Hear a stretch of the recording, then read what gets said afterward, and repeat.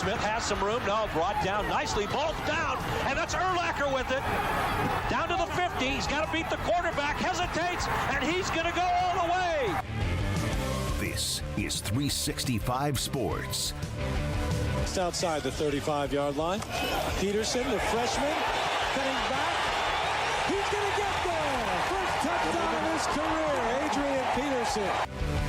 365 Sports is presented by IdealMRI.com. High-quality MRIs for $497 or less. IdealMRI.com. Your health is important, so is your budget. Barner is back deep again for the Ducks, and this is a beautiful punt.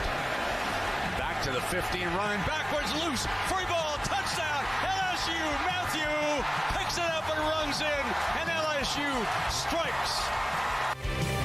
365 Sports is also brought to you by Texas Farm Bureau Insurance, protecting Texans since 1952.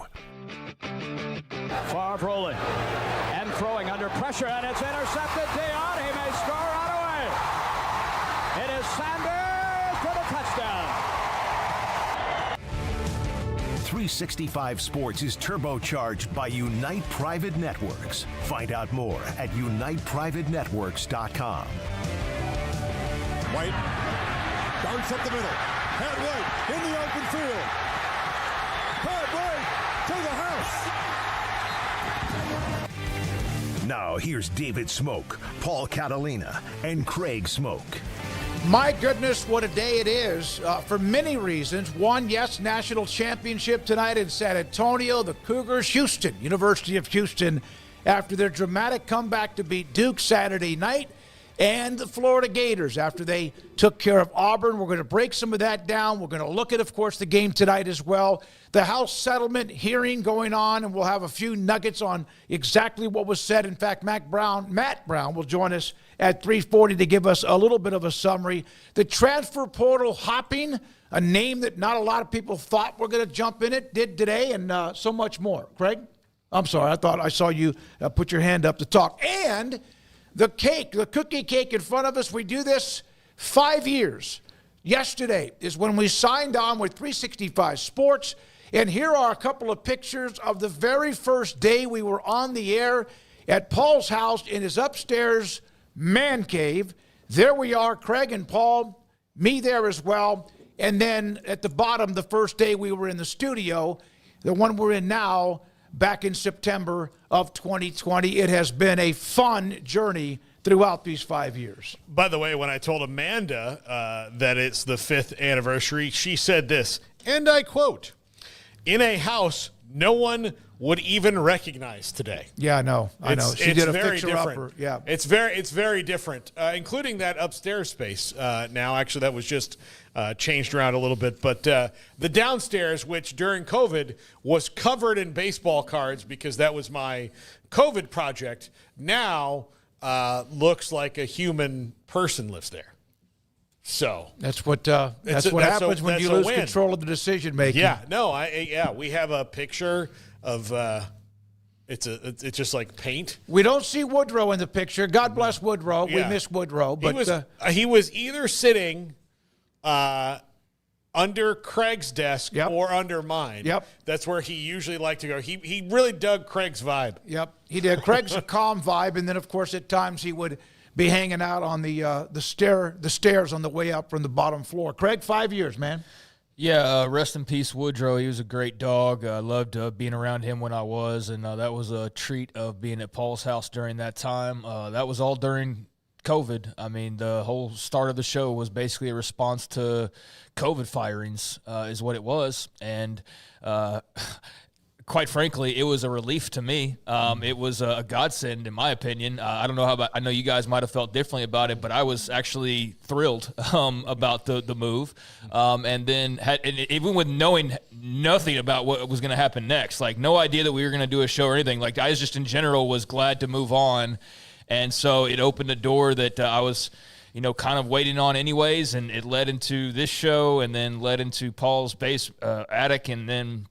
Here to eventually a relationship with guys at Sikkim 365, and now proud to be with Rogue Media. Yep. And Rogue Media our owners now, and glad to be with them. So we've passed everything a couple of times now, whether it be a studio or ownership or whatever the case may be. Obviously there's been multitudes of changes in the sports that we cover in those 5 years. I mean, I know we're going to get to part of the continuing fallout from some of that. It's been a blur, and at the same time, it's been a good ride. So glad to be here and glad about what's coming up, and glad that there's been a lot of people on the ride with us, and those who have just joined recently. We appreciate you as much as well. We celebrate it with you because the growth has been with you from the beginning. A lot of things in college athletics that, of course, including a lot being discussed today in the House settlement. We'll have a summary of that from Ross Dellinger, Amanda Kristovich, Mitt Winter, Joe Saban, and a couple of others, Ehrlich. Some of these people, the journalists that have been covering that, we'll have that for you in just a moment. But we do appreciate it again. And as Craig said, from 5 years ago, March 18th, we were all out the building. And then by that evening, got a call. And then by the weekend, we were locked in. Saturday, Craig, me, and Paul Sunday. And then we started the show April 6th of 2020. We celebrated with you. Garrett Ross, Emery Winter, and Andrew Valade also in our studio. And as Craig mentioned, we now go through our journey with Rogue Media Network. Thanks to John and thanks to Corey for what they've done. Now, you don't get bought by somebody if it's not valuable, and it's valuable because of you, the audience, and what we bring to the table every day. So for a second, we'll get to Houston, Florida, and the game itself. My God, what a game Saturday night. Here are a couple of notes on the run that Houston made when I pretty much said, man, if they could ever get it to about 5, and they never could, and then they finally did. 8:17 left. Duke had, remember these percentages we've showed when Tech was down by 98 point whatever? Then they also had the lead against Florida when they had a 98% chance of winning. Duke had a 98.5% chance of winning. 8:17 to go. Evan Miyakawa, who joins us today at 4:25, he said, there's the kill shot. And then they outscored Duke 25-8 from that point on. So there's one of the nuggets. Chris Vanini had this one. No, that was here's another one. 11-1 run. The last 114, Duke made 2 field goals in the last 13 minutes, none in the final 3. You see the graphic at the bottom. And Houston will play Florida tonight for the national championship. Yeah, it was Kelvin Samson's basketball at its finest. Earlier on the triple option, Pierre Nugent was on with me, and he said, I watched it. He goes, I never felt at any time that there was like a flurry. I was like, no, that's just it for Houston. They're just so ridiculously efficient on both sides, and they play such good defense. You can never get a kill shot on them to where they're going to give up. They're never going to be up by 16-20 on this team. They got close, but they weren't, right? Yep. So they always keep you within the relative of, okay, if we get 3 shots to fall, we're back in this thing. And that's pretty much exactly what they did. Duke kept missing shots. Houston for a while wasn't going down and making those shots, but they kept getting rebounds. They kept forcing possessions. They kept doing these things. And little by little, they chopped away at it until then Duke was in panic mode because they were watching this slip away. And Houston's like, well, this is just a normal day for us. Yep. They were able to get close enough, Craig, to get in their atmosphere because they hadn't throughout the game. And Duke hadn't been in any of these games much this year. And it looks like to me that Houston just needed to get close enough to force Duke to do something different. Congratulations to University of Houston, all their fans. I mean, it doesn't mean as much if they don't win tonight. It doesn't, but it does mean a whole hell of a lot that they did what they did to have the opportunity they have tonight, and that is an all-timer of a game that will live with them. But I think you guys agree that the impact of it will only be fully felt if they win later on tonight. It'll be memorable, but it will be unbelievable. It's nothing close to what it will be if they win tonight. Sure. It's a great memory regardless, but it's nothing close to what it could be if they win tonight. I think everybody can acknowledge that. So fun to celebrate for a couple of days, but man, I know that the nerves are back on for tonight, and what a great game this should be between 2 incredibly talented and just fun to watch programs. I think it's going to be an awesome matchup. And, yeah, there on Saturday night, it felt like the Houston season was just going to kind of peter out. They weren't going to be able to muster enough offensively, and just seemed like the writing was kind of on the wall late in that game. But, man, they got that Coug in them. They just got that mentality, that heart that Kelvin Samson has, conditioned and practiced and willed into them in some cases, and then they brought it themselves with their own backgrounds and, inner strengths and whatnot. It's just a combination of a bunch of dudes who are not going to give up, and they didn't give up on Saturday night, and they scrapped and they clawed and they fought, and you hear that sometimes in games, and sometimes it's just kind of a cliche, but that was not a cliche on Saturday night. I mean, they did every tiny thing they could to muster a loss or to muster a win out of what looked like it was a surefire loss, and they did it. They pulled it off. I didn't think it was going to happen. Even when they started going a little bit of a run, I just felt like at some point Flag was going to hit a bucket or something and just kind of derail it, but just everything went their way there at the end, and they forced a lot of those things going their way. So that was incredible, an all-timer of a moment, no matter what happens tonight. But again, it could definitely be higher profile, and just really happy for Houston, really happy for their fan base. I'm really happy for the Big 12 in a way as well, and I just thought that was an incredible theater on Saturday night, and unexpected the way that game was going for a large portion of it. So to be sitting there and just watch, I mean, that was March. That was that. Like, there's been a lot of those moments missing from this tournament, I feel like, but that was March right there. That was the heat of battle and high drama, high stakes, and it was awesome, and it was great to see Houston pull that out. I actually squealed like a teenage girl when Houston. I guess when Roberts hit the first free throw, I was like, my God, they're tied after all it took to get back to that point. Then he hit the second one. Here is Kelvin Samson following the game, not only discussing the toughness of the Cougars and who they are, the culture of University of Houston men's basketball, but also a shout-out to the brethren among the 16 teams in the Big 12. We will hear a few comments. Brett Yormark was on CBS Sunday afternoon on many things, including the Big 12 basketball and more, and even potentially down the road when it comes to what might happen anymore when it comes to conference realignment. But a great emotion. L.J. Cryer standing right behind him, the former Baylor guard, trying to become the first person to ever win 2 championships with 2 different teams. Did it with Baylor in 21 and now trying to do it with Houston and San Antonio tonight. I can't begin to tell you how much I love Kelvin Samson and like what he stands for in the basketball coaching world and everything that watching that team. Like I do. I enjoy him greatly. He's a no-nonsense dude all the way around. And I think like if you had to have your like rankings of best coaches who haven't won a title yet, he's probably the current leader of that one. And if he finally gets one tonight, there's probably no one who's earned it resume-wise and like chopped wood. Of like the 4 coaches in the Final Four, Goldman, of course, is very young.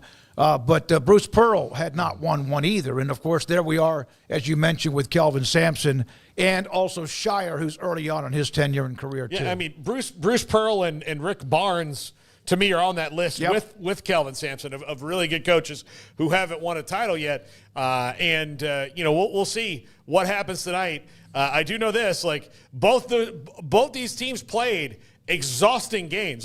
Like Florida and Auburn gets lost in the shuffle, but that was back and forth the entire time. Like they really fought out hard. They knew each other well. The coaches are friends and all these things. And Florida won, but that wasn't easy. Neither game was a blowout. Both games were great. And 2, Houston and Duke, man, they had to spend all their energy out on Saturday night. Every ounce of it, yeah. Yeah, I've always liked Kelvin Samson going back to his days at Oklahoma, and I'd be thrilled for him if he's able to pull off the greatest career feat of winning a national championship later tonight. Man, certainly worked hard enough to earn one and been close enough. And, what a golden opportunity there is later tonight. So I would love nothing more than to see him and his program hoist the trophy. I know we're going to talk a bit about, what people from the state of Texas are sort of thinking about a Houston title tonight. But I, for one, will be rooting for the Cougs And in part because of the Big 12 factor. You guys know I'm very adamant about not being a cheerleader for everything a conference does because I root for a team. I don't root for a league necessarily. But when you root for a team, there are times where you do then in turn have to root for the league, or it's smart to root for the league. And I think with just the amount of attention that was paid to the SEC this year, and rightfully so, they got glossed all over and slobbered all over as being the best conference. And look, if Florida goes and wins it tonight, that puts a cap on what was an incredible run with a multitude of teams and everything in the tournament. But I do feel like the Big 12 got disrespected a little bit at times. And I understand, like, they didn't have 10 teams ranked in the top 25 or basically the entire league making the tournament. You can make an argument they should have had more in both cases, but let's just face it, they're a league that's never going to get respect. And there is an asterisk to that. And the asterisk is unless they go out and they force respect. And unfortunately, just making title games is not going to do enough to force respect. You have to win national championships. The SEC, I'll maintain this, is not, yes, they had tradition before the 2000s and they had their geography, and they had all these different things. But the reason why they are who they are today is because starting with LSU in, 2003, they went on this run where LSU won titles, and Florida won titles, and Saban and Bama won titles, and Auburn won a title, and Georgia won titles. Well, the Big 12 looks a lot different if you say, hey, Baylor and Kansas won titles, and then a bunch of people made the finals. No, you need Baylor won a title and Kansas won a title, and then here comes Houston and they won a title, and then you want Tech to go and win it, and that's how you build it up. You don't build it up by, we played for it. Like, that only goes so far. Winning it is what matters. So I think it's imperative for the league to really put the hammer down in the postgame later on tonight and really put the exclamation point by finishing and sealing the deal and saying, yeah, we went 19-1 in the best damn league in America, and we just came and won the Natty to further prove the point that, we are the best and we come from the best. And so I think it would be a massive deal for the league to have a third national champion, to make the games great. To make the games great, that's more money, that's more exposure. Everybody's talking about them today. But the real effects of it only matter the most that they possibly can if you go and win it. So a big opportunity, I think, for the league and obviously for Houston as a program. I mean, it's so big. Everybody knows that. So, yeah, man, I can't wait for tonight. You could have a lot of appearances, but you're right. You got to win them. You could have a lot, win a lot, too, and then it makes it even better because you got in it a lot, you won it a lot. And so the Big 12 with Houston tonight against one hell of a team they're facing, along with who they are, in the Florida Gators, who were able to get past Auburn, and they had to kind of get a kill shot in early in the second half, as it looked like Auburn was at least in control of that game. There's a big difference in saying, hey, Baylor and Kansas won it in the last 5 years, and then we made it, and Tech made it, and then saying, no, Houston and Baylor and Kansas all won it, and then, oh, yeah, you can throw Tech on there as well. 3 different national champions in the span of a handful of years is a big damn deal. That would be a huge accomplishment. Absolutely. And I think Kelvin Samson taking that time when he could have talked about anything in the world he wanted to shout out the league, I think was very cool on his part. And not surprising because he seems like a class guy. But I think, that also shows the importance of kind of that narrative that he picked that moment to make sure that he shouted out his fellow coaches and the toughness of the league. And, yeah, they went 19-1, man. Yeah. In arguably the toughest league in America. It wasn't touted as that this year because, again, the SEC had a great run. But all that matters really is the bragging rights at the end of the year, and that's something that they'll be able to vie for. I do think that the 2 best teams from the 2 best leagues are playing tonight for sure. And that's a huge thing for, I think, college basketball. And, one of the things I kept hearing people say, and I thought this as well, but, sometimes that's just a thing that you're trying to grasp at straws. Duke hasn't played a close game hardly all year. I mean, they were head and shoulders above everybody in the ACC this year, which used to be the kind of basketball conference, Craig, that you were just talking about. It's not currently. Could it be that way again really fast? Yeah, absolutely. But I think that's one of the reasons, because of the Big 12 and the fact that Houston plays close games pretty much every night, and they're used to it. At the end of that game, when they were, methodically, whittling away on that lead, I do think, especially since there are so many freshmen and guys who haven't been in the situation out there before, they're like, wait a minute, This is the part of the game where I get to sit down for 2 minutes instead of 1. Like, these are the times where I don't have to do this because we're all right and we can try new things. What is going on? Like, why is this happening? And you saw what happened. I mean, it was, literally an amazing finish. And Florida, man, they're good. And Clayton, the guard, is amazing. And now, again, these teams are playing tonight. And then all of a sudden, in the middle of all this, there's a lot of other notes on transfer portal. We'll get that in a minute. Now, remember who hired Kelvin Samson at Houston? Mack Rhodes. He went from Houston to Missouri to Baylor. This is a quote. This is a story when they introduced Samson after he had been out because he had a show cause because of rules, and he admitted to them. But Mack Rhodes, when he was asked about any concerns, not after we sat down and talked and did all the research we did, we've got to know him. He was completely honest, candid, transparent, remorseful. He knew that he'd made mistakes, and we've got great comfort with Kelvin Samson. He believes Samson can help the program get back to where it was. It was one of those cases when it was just a perfect match. We hit it off, and I think I think he believes in what we're trying to get done at the university. Yeah, and he came into Houston with something to prove, right? I mean, like he was doing great at Oklahoma. He didn't get fired for, like Bobby Knight slapping a player. He didn't get fired and in trouble for something like that was totally illegal. He made excessive phone calls and texts. That's what he did. Which was against the rules. Yep, but the rules. It's one of those things that Kelvin Samson's firing, I do think, opened the eyes of a lot of people going, wait, what? Like, so you're telling these people to recruit all day long, and then when they do that, it's against the rules? And did he like send them money or anything? Like, no, we didn't find any evidence of that. He just talked to him a lot. You're like, oh, well, that doesn't really seem like a fireable offense. Like, maybe you slap him on the wrist and see what happens. No. We can't have people, using phones. Well, they changed the rules. And they changed, and then they eventually changed that. That was one of the rules that got changed really fast before all this other stuff, because they're like, yeah, especially now with everybody having a phone, that's kind of a dumb rule to have. So they changed it. He had gone to the NBA for a little while, took his, what I think Fran Fraschilla called it his graduate level course there, came back with a PhD in basketball, with a lot to prove at Houston, and he has proved almost every single bit of it. And his legacy to me isn't tarnished if they don't win tonight, but it is certainly cemented if he does. Yeah, I mean, he had a lot of issues there.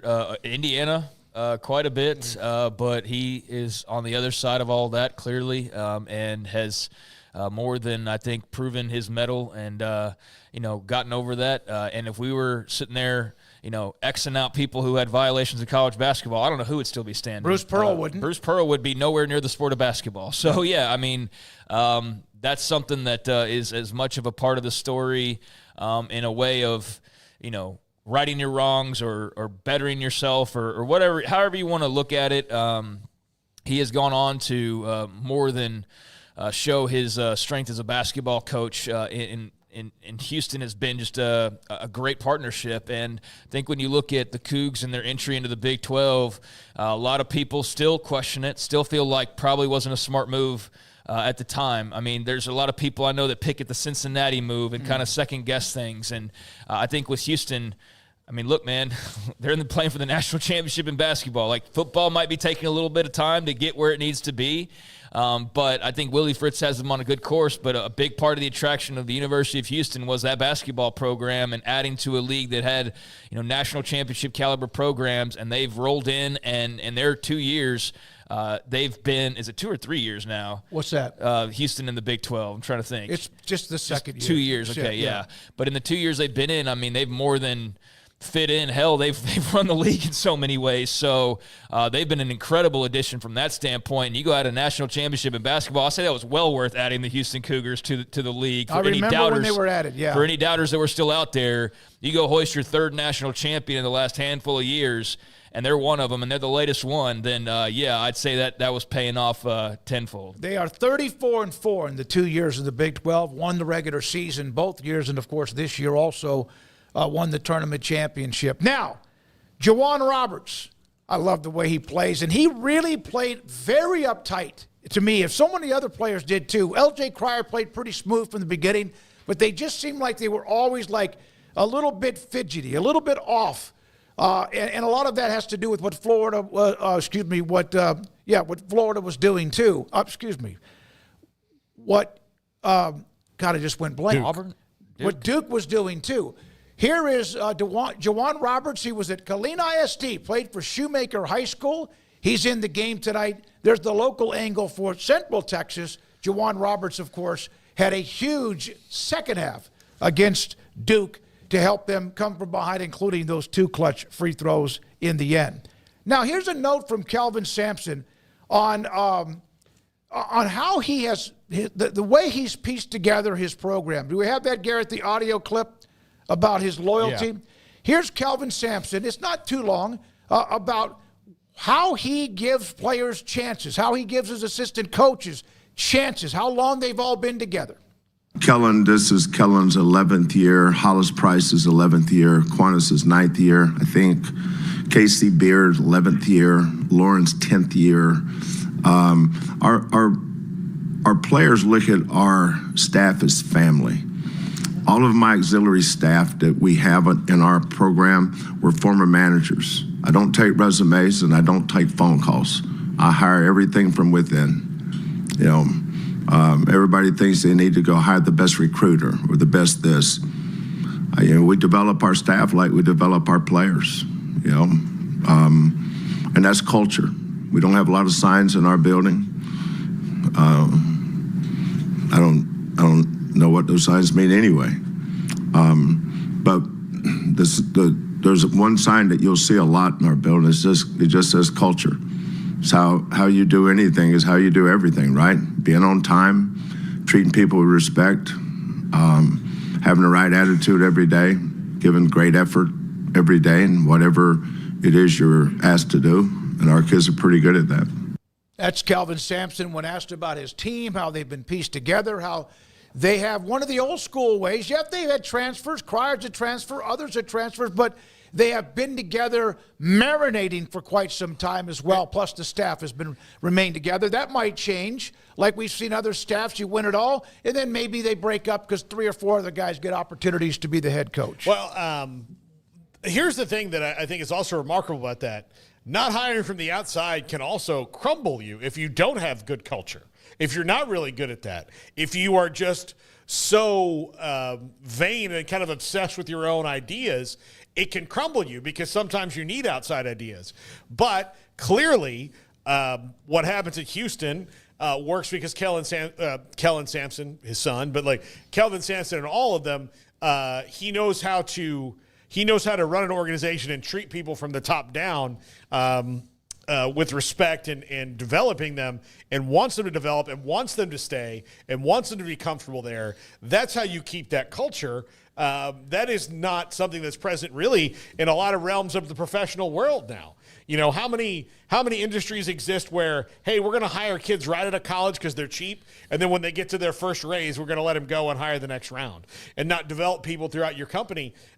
This is it works there. It doesn't work everywhere, but part of that means that the leader, the guy at the top, which is Kelvin Samson, has to be respectful of everybody and listen to them as well. He will be the oldest coach to win a national championship if he wins, and Todd Golden will be the youngest if he wins. So that's kind of an interesting note from today and the championship games tonight. Now, there's other news in college basketball. It affects a couple of Big 12 teams, perhaps more than others, but Robert Wright III, who was the only remaining player on the roster other than players who are injured coming back, announced that he was entering the transfer portal. Ashley Hodge will join us at 4:45 to discuss what this means. I have talked with some people as well. Those, they feel like they'll be okay, but this was something that started brewing about 2 or 3 days ago. He enters the transfer portal, and apparently after signing or committing to a new NIL deal with Baylor, because they were building the team around him. So Ashley will join us. This is a loss no matter what. The one positive, if there is one, the negative is it's also not only losing Rob Wright, but also losing him so late in the portal. But maybe now you could go and regroup a little bit and start to get bigger at certain positions, including playing better defense across the board. If you can, of course, get some new players between now and when you start the season or the semester or the summer later on this year. Well, the bad part for Baylor is that they're like, he just done this a week ago. There were other guys that they could have maybe brought in on visits that were similar in skill set and, NIL money and all that they could have budgeted for and brought in that are now other places. But they'll find somebody, and there's nobody better at finding point guards from anywhere than Scott Drew. Kenny Cherry, Pierre Jackson, these are not guys who were, McDonald's All-Americans like Rob Wright, and they came in and helped them win a ton of games. Scott Drew and staff are some of the best at developing point guards. He's not going to get developed better here anywhere else than he would here. Now, there's other coaches who are as good, obviously, but this is an interesting decision a week later than it probably should have been. And, seems like it wasn't completely driven but out of his own desire, because if he agreed to an NIL deal, you felt like he was going to be there. But onward, for Baylor and see what they can do. But somebody's going to get themselves a really good point guard, and I hope it's a place that fits his talents. Yeah, I mean, he's a really good player, and they thought they were going to basically base the whole team around him. Yep. I mean, you mentioned the roster had emptied. The roster had emptied, and it was going to be designed around him. So whenever whoever this was who created the burner account earlier today, his father, some other family member, just straight up pathetic behavior. I mean, just straight up. I mean, just if you're going to leave, but don't try to sit there and then create a burner account and hide behind a screen name and then try to take shots at the staff, because that was just classless, uncalled for, and quite frankly, pathetic by whoever that was in Rob Wright's camp. But nothing against him. He's a great player. Good luck to him. He's going to be very rich very soon. He was going to be that regardless of if he left Waco. It just goes to show you that contracts or agreements mean absolutely diddly squat in college athletics, basically. I mean, if he had agreed or signed something, then what did that even matter? If he's already leaving, there is no level of enforcement on this agreement or contract or whatever he might have agreed to. So when you hear that, that just means nothing to me anymore. I don't even react at this point until a guy's officially somewhere and firm. And even then, you thought if anybody was firm on next year's roster, it was him, and you can't even bank on that anymore. So I understand that TV ratings are great, but you can't tell me there aren't people going, I'm out. This is garbage. I don't want to follow this. And you know what? I don't blame them. I'm somebody that full hand in the air told you guys straight up that a lot of times I go quiet when it comes to college basketball because it's just not as much of a passion of mine as it once was. There are still things that interest me, like the games this past weekend. Mm-hmm. But the day-to-day, the minutia, I'm just not into it like I'm into college football. And that's okay. We all have our different things. This does not bring me back to the table to become more of a fan. This is the type of thing that pushes me away even further. And it's going on in football too, and it's dinged me there, just not to the extent of I didn't love college basketball to begin with as much. So they didn't have as much ground to lose. And this just doesn't bring me back in any way, shape, or form, these types of moves. It's incredibly frustrating for everybody involved. It's incredibly lucrative, though, for a lot of people as well. And so I understand the business side of it, and that's the environment that we're in right now. I hate it for the Baylor fans who are planning on buying this guy's jersey or rooting him on next year and really enjoyed watching him this year. Thanks to him for his contributions. And I just think a lot of people are upset they won't get to see him finish his career in green and gold. And when he inevitably goes to the NBA, they won't say Rob Wright III from Baylor. They'll be saying wherever the hell he's going to end up here in the next couple of days that clearly was already tampering or reaching out to begin with. And I'm sure there was many over the last few days. So not pinpointing just one, but really unfortunate and just a sign of the times. But, yeah, what a gut punch for Scott Drew. And I have no doubts that they'll be back. But the anonymous Twitter profile taking a shot at the staff, just completely classless and uncalled for. So whoever that was, I'm sure you're wiping your tears with your dollar bills or whatever, man, but just straight up classlessness. Yes, basically saying that the reason he left was not because of money, but because of the trash roster that they had been putting together. Towards an assistant coach, to an assistant coach, Jared Nunez. Who had put up, we're going to be fine. We're going to be fine. And that's the response you would hope. And that it's not the only one. Huh? That profile has since been deleted. Oh, because it got some blowback. I'm sure he did. There's a couple of other portal notes. We'll get to that in a second. Don't ever believe anybody that says it's not about the money. No, it's always John about McClain, the money. Yep. And to be very clear here, I'm not bitter or like upset about any of the action. The thing that bothers me is the anonymous Twitter account. That's the only thing I just think is completely just silly. By the way, here's the problem with this. So Rob Wright, this is part of the rules or lack of them. Rob Wright goes to whoever.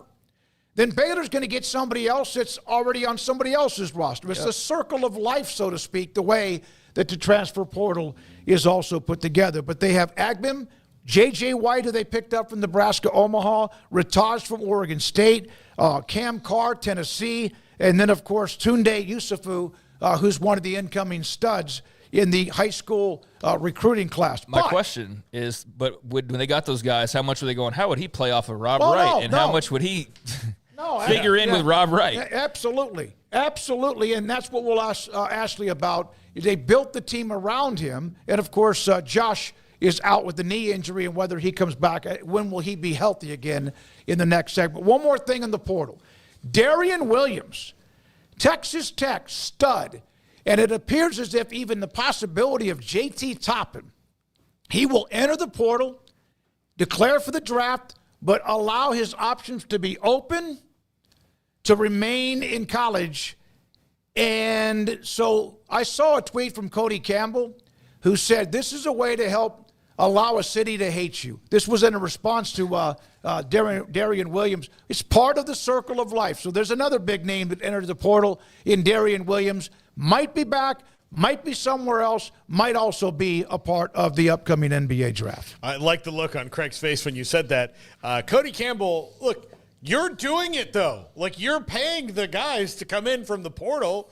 JT Toppin wasn't grown in Lubbock in a lab or anything. Like, you went out and got him from the portal. Like, so, like, Darian Williams, like, it is how it is. Like, you can be mad about it and use that he's the guy who, fronts most of the money for all these deals and is the forward-facing, leader of the collective. And not that I blame him for being bitter, but, some of that I think is I think that's a little beyond the pale. Yeah, I don't know. I didn't see the tweet, but I mean, it's just the nature of the beast, man. I mean, everybody's going to be upset because you're going to have your moments where you lose guys, and then you're going to turn around and go get guys. So just like we're talking about with Baylor or any other team that has lost guys in the portal, I mean, people are going to be upset, boosters, students, coaches, whoever, and you got a couple Big 12 schools that, we know for sure what Baylor got dinged, and it looks like Tech's going to get dinged or maybe double dinged in this whole thing, and so we'll see where it falls for them ultimately. But yeah, I hate to see that. I mean, I don't like all the movement, man. I enjoy the portal to an extent, but in college basketball in particular, it's like, what am I rooting for year to year? And I know people say that about football, but it's like, it's different, man. It's one thing when it's like a whole starting five versus like two offensive linemen and a receiver. You know what I mean? Yeah. It's there's at least still a bulk of the roster. Like, there's still Sawyer Robertson to root for if you're a Baylor fan, and there's some guys that are back. But yeah, there's probably some new linemen on both sides, and there's a new corner, and but it's still the heart of the team. You're talking about ripping part of the heart out of Texas Tech. You're definitely talking about ripping the heart out of Baylor next year and who they were totally going to center around. So it's an unfortunate side effect of the business. It's great for the student athletes. Excuse me, I'm not even call it. It's great for the athletes. But yeah, it sucks as a fan. And I would imagine as somebody who's pouring a lot of money and really truly putting their money where their mouth is, it's got to be that much more frustrating because you are kind of the ringleader, so to speak. And so when things hit the fan, you're probably getting 100 emails or 100 texts, and that's probably what he's responding to. Yeah, his Cody Campbell, it was how to get, this was a burner account, how to get an entire city to hate you. I was talking to a couple of Tech alums and boosters earlier. What they say that it also might mean that Tech made a run at him, still might, but at the same time, he will be out in the open, I guess you could say, landscape for now, and possibly in the NBA. So it was a burner account. Yeah. Okay, so that makes a bit of a difference. Yeah. Sorry, Cody. No, sorry. Absolutely. I did not mean to. Yeah. I was just going off of your word, Smokey, so this is your fault, not No, it's mine. not even about it. No. It's just in general. Like, there's just frustration because people are, pissed. I mean, you invest and you want to hold on to your guys and they move. And then again, you will turn around and you will go grab somebody just like you went and grabbed JT Toppin, or you just went and grabbed, whatever Baylor example you want to give. And the cycle goes round and round and round. And that's college basketball and that's college sports. And some people love it and some people maybe don't like it as much, and some people are probably downright hating it today, depending on what fan base you're a part of, but that is what it is for right now. When we come back, Matt Brown on today, what he heard, saw, and learned from the House settlement hearing, and if anything, it's not going to be done today. There will be no approval or say, nope, denied, but it will at least now have today's what happened. We'll get to that with him. Also, Gayen Robinson Jr., the former Houston guard, will join us. Evan Miyakawa will join us about the kill shot and who has that best opportunity tonight between Houston and Florida. Ed Ashley, Hodge, and more. This is 365 Sports.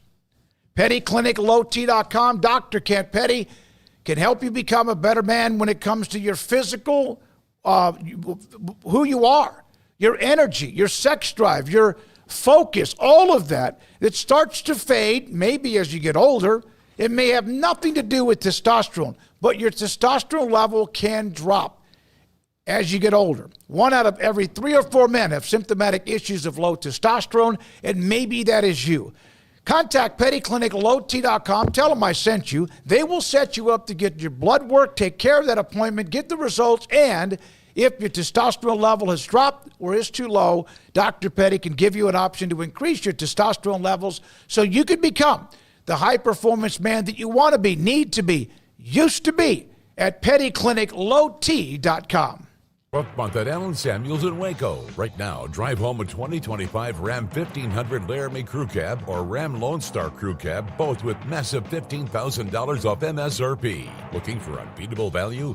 Drive home a Ram 1500 Tradesman Quad Cab starting at just $35,995, or upgrade to a Tradesman Crew Cab for only $37,995. These deals won't last long. Hurry to Allen Samuels today.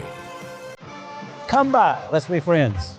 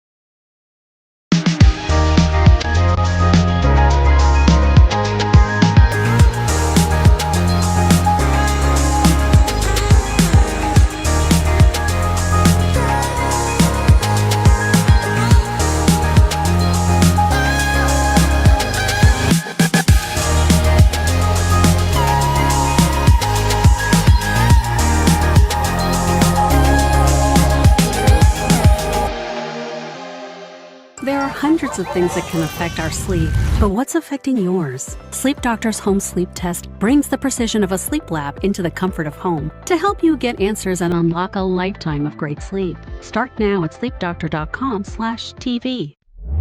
I'll never get used to this.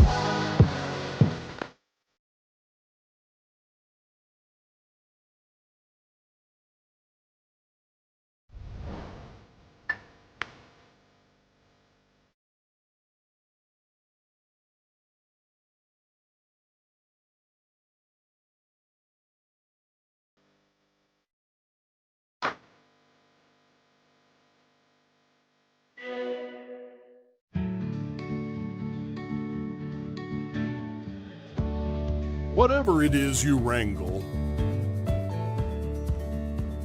whatever seeds you sow, no matter what you nurture or what you choose to grow, at Texas Farm Bureau Insurance, we're proud to protect all Texans.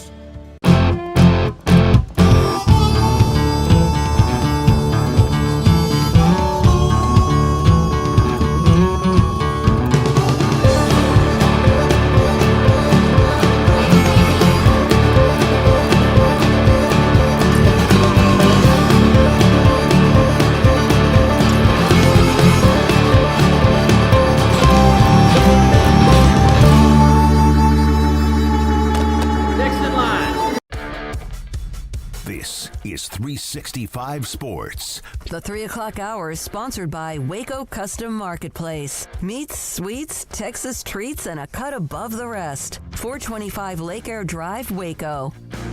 Matt Brown, Extra Points, joins us.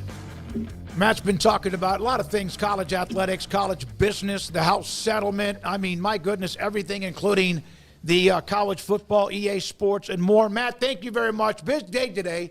I thought that maybe more would be accomplished at the end of this, but and I'm wrong, but I also thought much more was involved in it, and I was obviously wrong about that. What would you surmise after today's, so far, what's been done?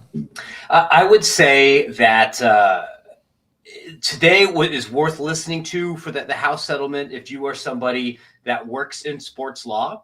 If you are somebody that is just waiting for the press release to know whether this thing is done and dusted or not, you can safely ignore it today. The hearing is still going on right now. I believe it will continue for at least another hour and a half out in California. And then Judge Wilkin at the very beginning said, I'm not going to issue a bench ruling today, which means that she's going to listen to all of the folks that are objecting to the settlement, that are in support of the settlement.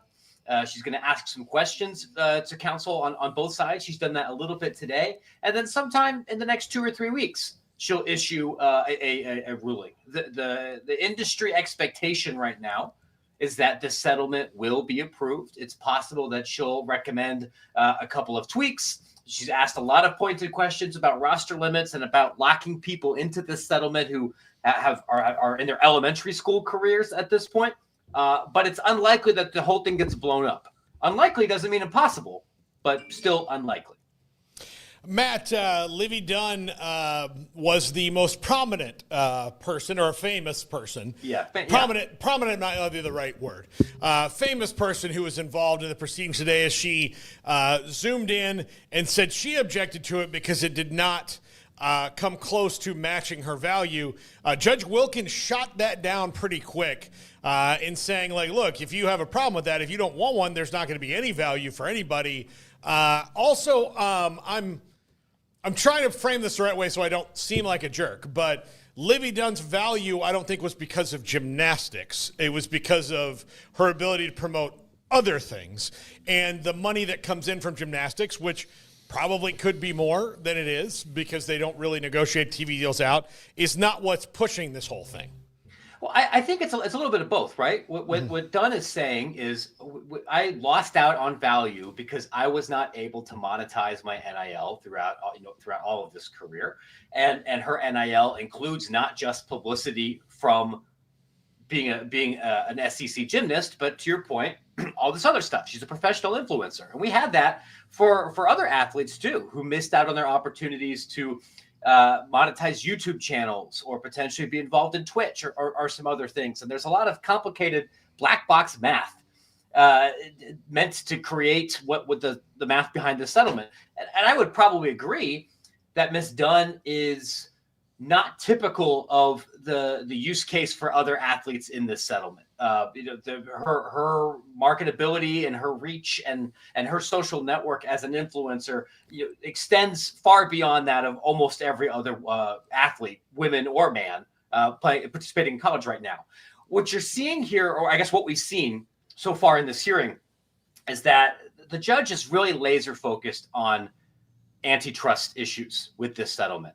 There's been multiple people that have raised questions about Title IX, and she said, look, you may very well be right, but that's not what we're here to talk about. We're not here to talk about collective bargaining. We're not here to talk about the math behind this. We're here to talk about concerns over these very specific elements of law. And I think what Ms. Dunn was arguing here earlier, while it may very much have merit, it's not really what the judge wants to talk about today. So, Matt, in terms of the meat and what they did want to talk about, what stood out to you, I guess, is the most interesting aspect of today's conversations? It's hard, too, because I've just been in the weeds for this for so long. So a lot of the stuff doesn't seem new to me. And I have to remember, but normal people haven't been tracking this for 6 months, as they probably shouldn't, right? Many of the individuals that are raising objections to this settlement are centered around the experiences of walk-ons and athletes who will be negatively impacted because of roster limits. There's some reason to think that maybe Judge Wilkin has some sympathy for some of these concerns. I know she indicated during the conversation that maybe you could grandfather clause some of these athletes in so they wouldn't have their collegiate careers interrupted or ended because of something that was completely outside of their control. NCAA counsel was like, we don't want to blow this whole thing up. Who knows, right? But these kind of concerns that athletes weren't involved meaningfully in the math behind any of this, that it'll be very difficult for people to opt out or to organize and sue the NCAA again, years beyond this settlement. Those are all things that the judge has to consider here. I think you can make a compelling argument that this should be struck down for antitrust reasons, but we got a judge in their 70s. He's about ready to retire. I think that everyone here is looking for a way to get to yes and get to the next lawsuit, which will be somebody else's problem, rather than blowing this whole thing up right now. So there is this House settlement and what she's trying to rule on and getting various, I guess, responses and information. But how much of what maybe we thought was a part of this is actually not a part of this?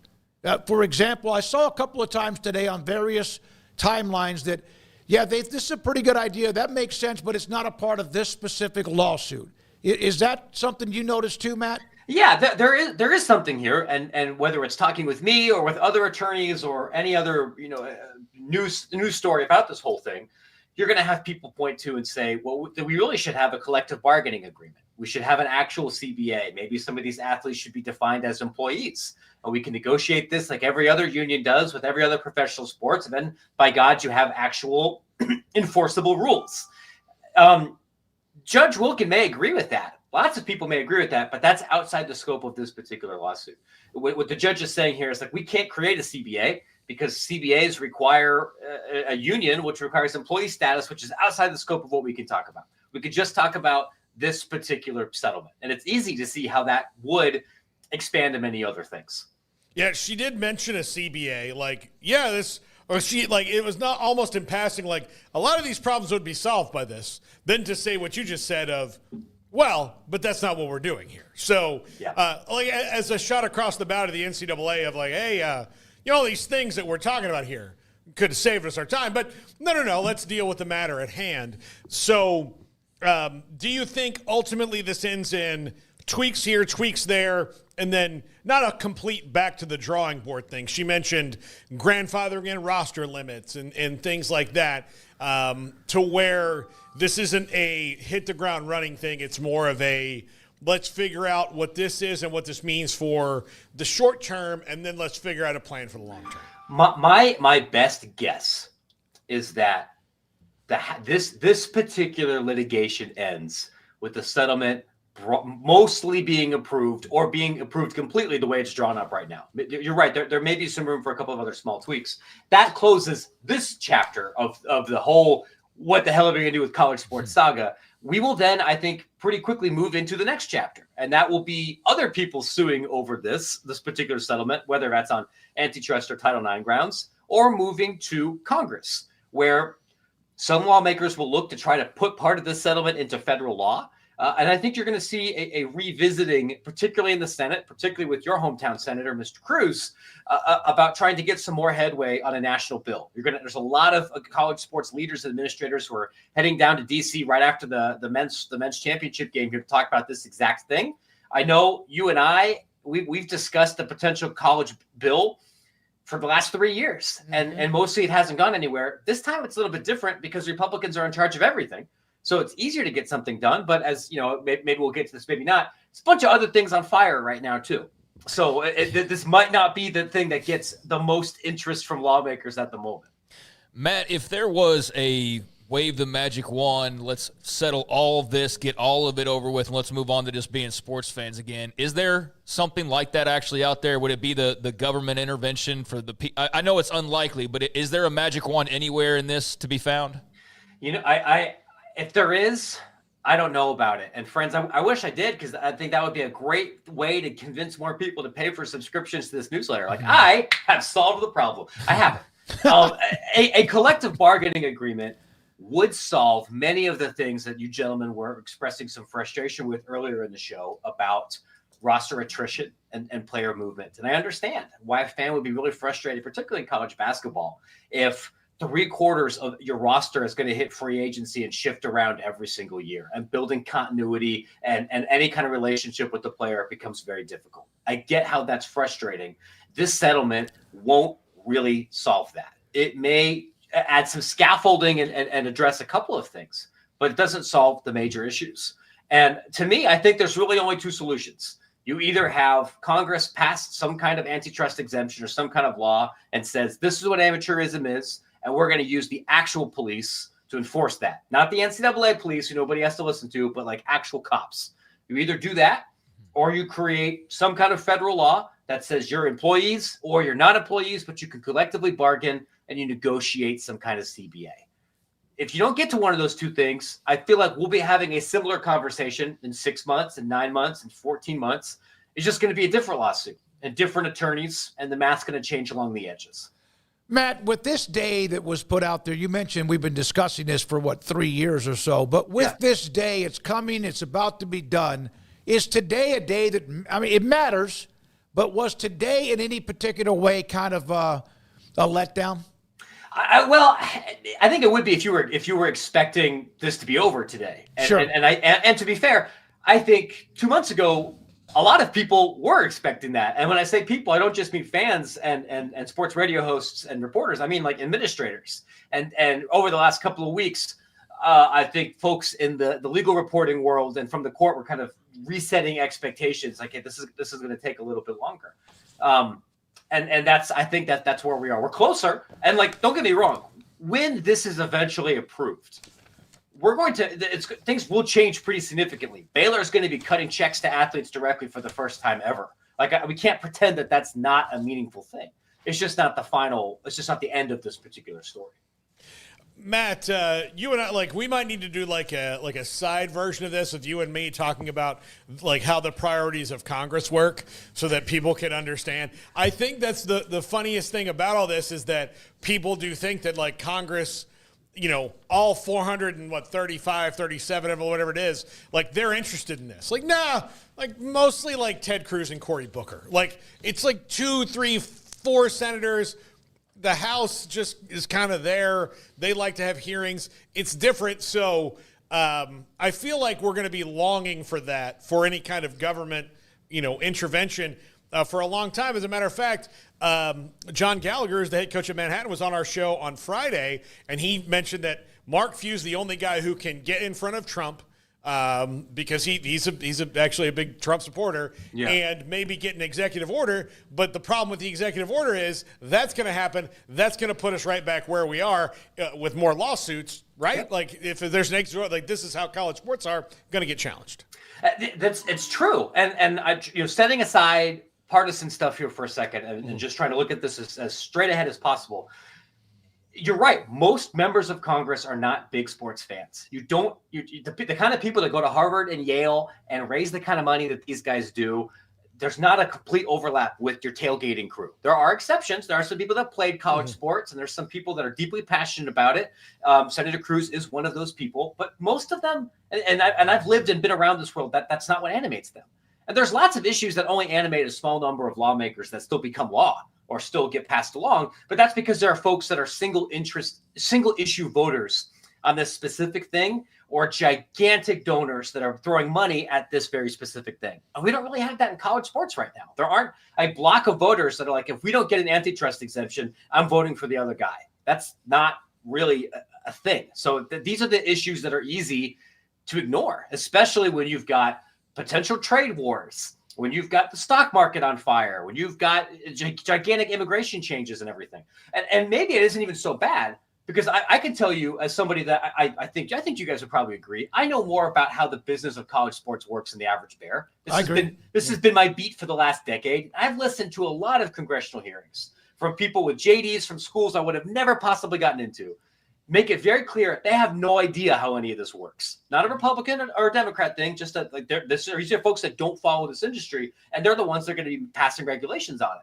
I am concerned about that, and I think that's a reasonable concern now for anybody that has to point to Congress as the potential way out here, is that the folks listening to this show probably have a better idea about how college sports actually works than many of the members of Congress that you're going to have to depend on to fix this. And I don't think that's a winning combination.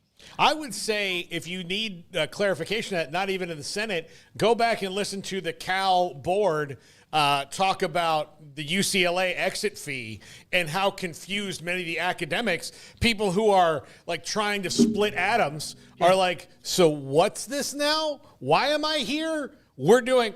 Can they just give us money and I can go back to splitting the friggin' atom? Yeah. Like, please let me leave. That's, I think, almost one of the original sins of how college sports works right now, because the people that decide conference affiliation, that build NCAA bylaws, that build the whole administrative superstructure of what we're talking about are university presidents. And I don't know how many university presidents you guys have interviewed or have gotten to know. I've gotten to know some of them. A lot of them are geniuses, exceptionally accomplished individuals who start in a field of study that has nothing to do with sports. And when you get this job at Texas Tech or Baylor or BYU or anywhere else, sports are not the reason you get hired, but they can be the reason you get fired. And when this isn't your full-time focus and what you're really trying to do is get a new medical center built or lobby for some other kind of research money or any of these other things that folks are trying to do, and now suddenly you're talking about the transfer portal, yeah, you're going to end up with poor governance. And that's, I think, where we've been on a lot of different levels. We're not listening as much to the people that are in the weeds, which tend to be ADs, SWAs, coaches, and other people within the industry. Matt, one more thing from me. We had Chris Kleiman on about a week ago, and he was talking about how the 105 roster limit, how they depend, everybody does, but how K-State has done a great job when it comes with the walk-on program and finding – and there's guys are going to be let go. Players, whatever sport, are going to be let go. He did not know whether or not there would be an injured reserve, players who get hurt during the spring. He did not know if there was going to be a practice squad. He did not know what was going to happen to these young men or women. But I did notice today that the judge mentioned quite a bit of phasing in for roster limits. Is that so not everything cut and dried whenever this ruling comes down, and it might take a little bit longer, and some athletes might be in the game a little bit longer than we thought? I think that would be my hope personally. And I think I'm speaking for many, many other FBS coaches. I think that would be sensible. That would be humane. And that would not be a tweak that, in my view, would blow up the structure of this settlement. We'll see what the judge ends up pushing for. But you're describing what is keeping so many coaches across many sports up at night right now. And K-State's a great example because throughout the Big 12, whether that's K-State, whether that's Iowa State, Nebraska was like this, a little bit less so now in the Big 10, but when they were kind of kicking everybody's butt through a walk-on program. And it's important, not just because you might find a backup left tackle or somebody who ends up playing special teams that way, but it's critical for establishing team culture. Coaches love having a bunch of guys who played 6-man or 9-man football or something and are just begging to get a spot, juxtaposed to these 4 and 5 stars who think they have everything made. When you see somebody puking in a bucket because being on this team is the most important thing to them in their whole lives, that encourages you to keep running yourself. When you get rid of those guys, beyond knowing if you're going to have an injured reserve or not, which is a meaningful question, it becomes more difficult to build a culture that transcends being transactional, which is what so much of college basketball and some of these other sports have become. I hope that's where it goes. It stinks because some coaches have already started cutting people because you feel like I can't make this decision in August. The most humane thing to do would be to give somebody the most time possible to find another school. You change the rules. Can you bring some of those guys back? I don't know. It's all messy policymaking. It's amazing that the guy that runs his program and the roster doesn't know exactly what he can do with some of the roster. Not against Chris Kleiman, but because of the fact the rules are so weird, or at least not any. Matt, aren't you just looking forward to getting back to video game coverage? Yeah. Man, the sick irony about this whole thing, right, is I started my career thinking I was going to be an attorney. And I interned in the Ohio Attorney General's office, and they put me in the antitrust division. And I did that for 4 months. And I just remember thinking, this is the most boring thing in the entire world. If I have to do document review for antitrust, forget it. I'm not going to law school. We're going to switch to football. And now, what am I doing for a living? Mostly writing about antitrust these days. Yeah. I'd much rather get back to the PlayStation. Well, we would too. Believe me. We absolutely Would too. Thank you, Matt. Appreciate your knowledge. My Matt pleasure. Brown, Thanks, fellas. Extra points with us, trying to summarize a lot of what happened today. It's still, I think he said, it's going on for another maybe 45 minutes to an hour. The House settlement hearing and what it might lead to. What will be the next step? What will the judge recommend? Clarification or whatever it might be. When we come back, we have Gayen Robinson Jr., former Houston guard, that entertained us with what we heard from him as Houston was making the run tonight against Florida. We'll have that. Evan Miyakawa will join us as well on what he expects. And then Ashley Hodgej on the Rob Wright III transfer, or at least the portal, and what it all means to Baylor and to Rob Wright III as well. This is 365 Sports. The Baylor Club. If you go by and get into the Baylor Club inside McLean Stadium, if you join and get a membership now, you get a $100 dining certificate. Tell them, though, when you do that, if you do that, and we hope you do, that you watch us on 365 Sports. Baylor Club with Easter just around the corner. Maybe you're just like, man, the stress of putting together any kind of an Easter dinner for 3 people or 12 people or for a larger family or a bunch of family and friends. They are now taking orders at the Baylor Club. Early Easter dinner at the Baylor Club. Chef Lee bringing back a beloved tradition, mint lemon rack of lamb and bordelaise sauce, garlic mashed potatoes, and charred rainbow carrots. Also, on Saturday Easter weekend, the smoked prime rib special. Explore the brand new dinner menu Chef Lee has put together. There's not much better than a big, beautiful, if you like lamb, rack of lamb, or anytime a prime rib. Effortless and forgettable. Chef Lee will set it up for you. If you get to be a part of the Baylor Club membership, $100 dining certificate, order that, and of course, enjoy and take all of that off your plate, and even including messing up the kitchen. The Baylor Club inside McLean Stadium, I-35 in Waco. Let Camille Johnson Realtors guide you seamlessly through the process of buying your dream home or selling your current one. Commercial, farm and ranch, or residential, Camille Johnson Realtors can smoothly and successfully lead you through any transaction. With a team of 28 experienced agents who are excited about serving you, Camille Johnson Realtors services the entire greater Waco area. If you're in the market to buy or sell, contact Camille Johnson Realtors, 104 Midway Center in Woodway, or find them online at www.camillejohnson.com. Camille Johnson Realtors, elegant, charming, warm. Welcome home. Pizza, burgers, and Bears football. There's no place around Waco that serves them all other than Bubba's 33. Come show your green and gold and enjoy some of Waco's best food and beverages while watching your favorite team, the Bears. When real Bears fans get hungry, Bubba's 33 is the #1 spot for ice-cold drinks, hand-stretched, stone-baked pizzas, and bacon-infused burgers. Join us for indoor or patio dining. Bubba's 33, Waco's restaurant and proud supporter of Baylor Bears football. Sick 'em, Bears.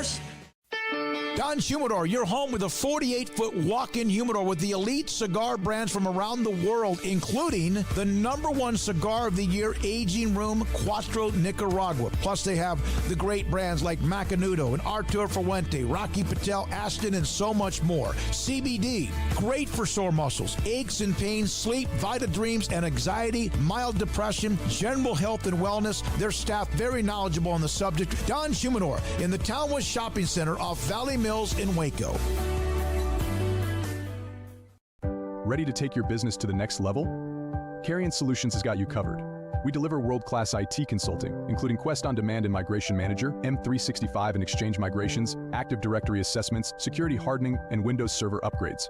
Our experts specialize in consulting, monitoring, support, and managed IT services. We promise vision, professionalism, and unbeatable value. Satisfaction guaranteed. If you're not happy, we make it right. Remember the name Gayen Solutions. For more info, email sales@garyonsolutions.com or visit garyonsolutions.com. That's CARRION solutions.com. Gayen Solutions, IT success guaranteed.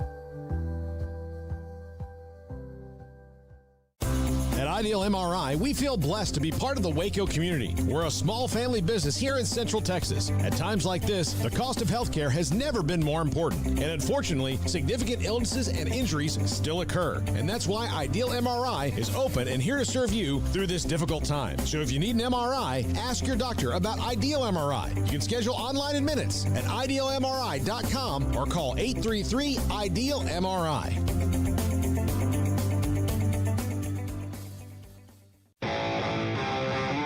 This is 365 Sports. Text us at 254-339-1122. The text line is sponsored by Riverbend Liquor and Wine, with the most extensive variety of craft beer in Waco. A hidden gem on Lakeshore Drive and 19th Street.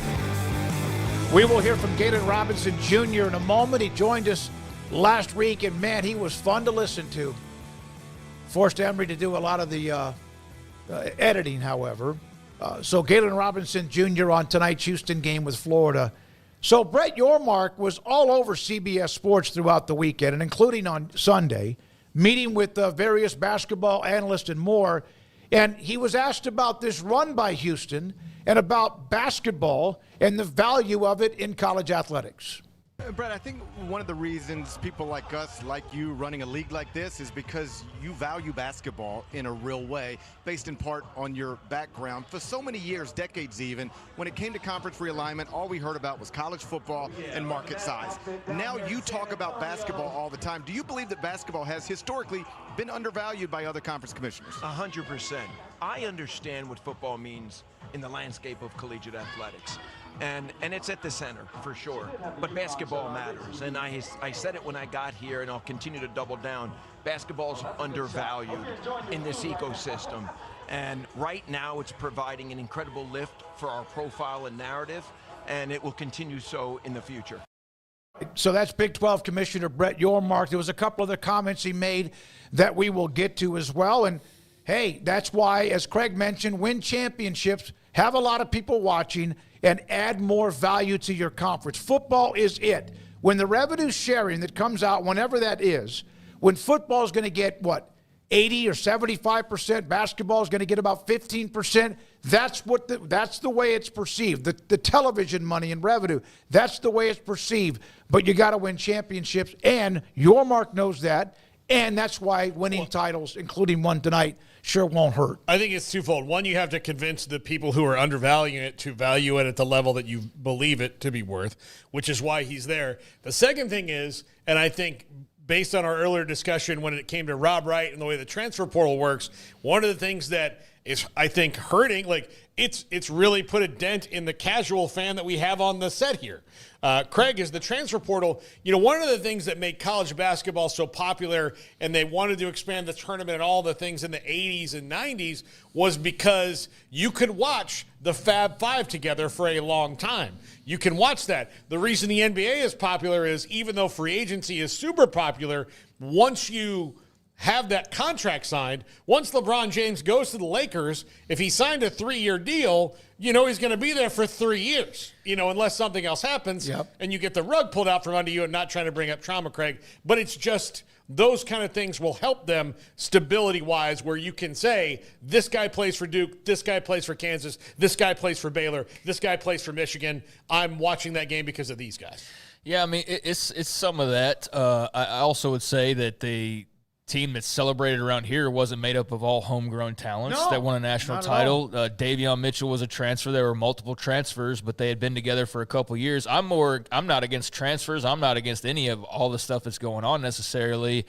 I don't care to invest in a team where the star player, for basically no reason other than it turns out to be just a little bit more money, decides to just bail when the roster's already been started to be put together around him. I mean, that just, why would I be interested in that? Like, what I can understand if it's just in your blood and you've always rooted for it, so you'll always continue to root for it no matter what. But as somebody who's trying to get hooked into it, that does nothing to hook me in. And look, I'm just the casual fan, so I don't matter in the long run, honestly. But I'm just giving you my perspective. You do, because the only way you grow it, that's what the NFL did with fantasy football. And fantasy football hooked into people who were like, I kind of watch football. Yeah. And then all of a sudden, if you're like, I'm not asking for everybody to be there for 4 years and graduate as seniors and never leave. I think the transfer portal is a great thing in a lot of ways, but I think the Rob Wright example sucks. But if you knew that a team, like, this guy's going to go here, it's going to be here, this is where the team's going to be. Yeah, you do invest. It probably helps the Super Bowl ratings are not because of football fans. It's because it becomes an event throughout the day, and non-football fans are watching it. Mostly, I just don't think it's good for the sport. No. I don't think it's good for that to be the case where – you're able to just leapfrog in that way. So I don't know, man. It's a complicated subject, no doubt. A lot of people have different takes on it. I just think it's really hard for, a casual fan like myself to want to invest in, let's say, Baylor basketball when the player that you're like, oh, at least there's Rob Wright next year, and then he just jumps in the portal. And it's like, okay, well then why am I going to spend all my time and money and emotions and get involved in this? And you can see where it turns people off. We will have 3 consecutive basketball-type segments, including Gayen Robinson Jr., former Houston guard, who was so much fun to have on last week, joining us. Gayen, Houston, your alma mater, playing tonight against Florida. Have you come down yet from the high of Saturday night? I can't lie. I'm still in disbelief that we're in this position, honestly, especially how it all happened and what transpired for us to get here. But like I've been saying, there's no other group of guys that are more deserving than our guys and our coaching staff to be in this position. Galen, they never panicked, and they were kind of getting it handed to them by their standard for a little while, but the lead never got so much that they couldn't whittle it down. Is that where when you're so calm late in games, is that because of Coach Samson? It's more so that whenever it kicks in that we have to play with a sense of desperation, I think that's a level of intensity that many teams haven't experienced. And so I think that's what occurred whenever we started to play with that desperation and the game was close. I always thought that if the game was close when it came to crunch time against Duke, I thought we would have the edge because we've been in that situation so many times. So I thought that if that was the case, then our experience would take over how talented their group was. Well, no doubt that's exactly what happened. And Kelvin Samson mentioned that if we could just make them realize we were here, not they knew that, but you know what I mean? Like get inside their bubble and make them realize that this possession might mean you don't lead the game anymore or here they come. Do you feel like – I thought that Juwan Roberts, who of course was huge down the stretch, and a couple other guys were just a little bit on edge in a way, almost playing defensively, not defensively like a game, but almost on – just didn't seem like they were locked in early on. Yeah, well, I asked Coach Kellen. I mean, I saw it for myself, but I asked Coach Kellen, what was it that you saw on film from Duke that when you seen it in person that you were kind of overwhelmed by it or it kind of caught you off guard? And he was basically talking about their size. They had great positional size, so they were able to kind of push us out from certain areas that we like to operate in. And so I thought that Duke did a good job of that. But once when we were able to keep it close, I thought we'd be able to make enough plays in order to win the game. What have you seen from Florida about how they're going to attack things tonight? And what do you think are the good matchups for Houston?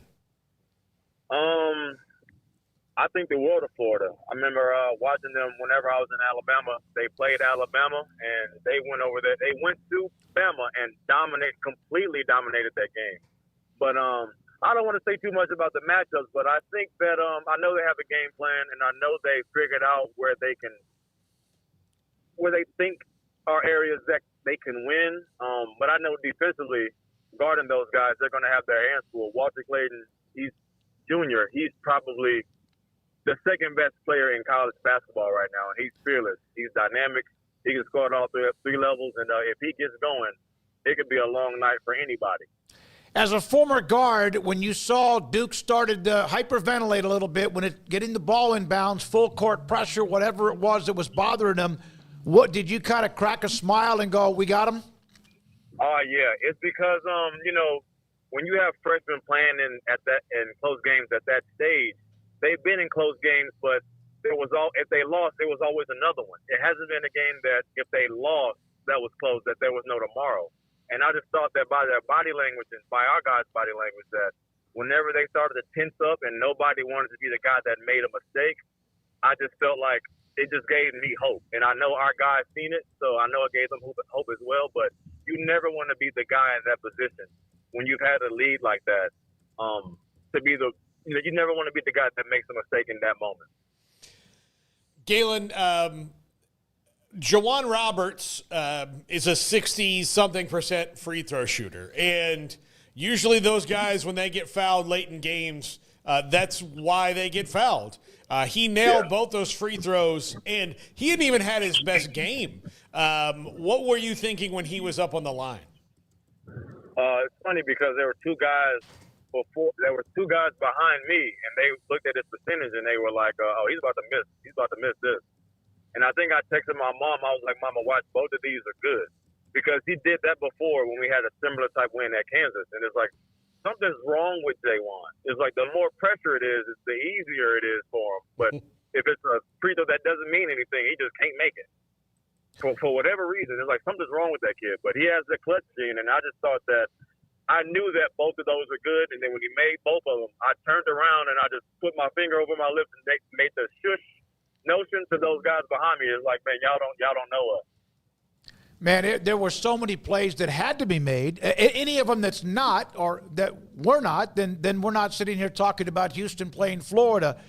We have discussed that you are the godfather of the newest, era of Houston basketball, and others have said that about you. We saw Akeem. We've heard from Clyde. All these names.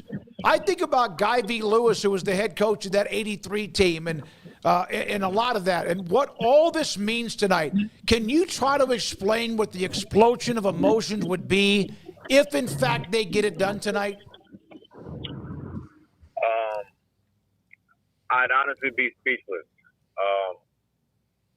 Honestly, I wouldn't know what to say.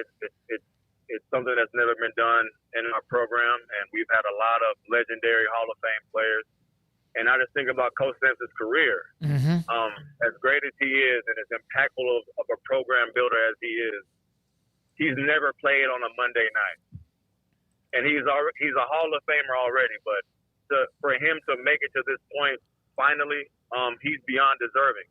And I really wish I could go out there and suit up for him, because I know I'll give him my all, but I know our guys will as well. But it's just special, man. It's special to even have an opportunity for little old Houston. Like, a few years ago, especially when I was there, nobody respected us.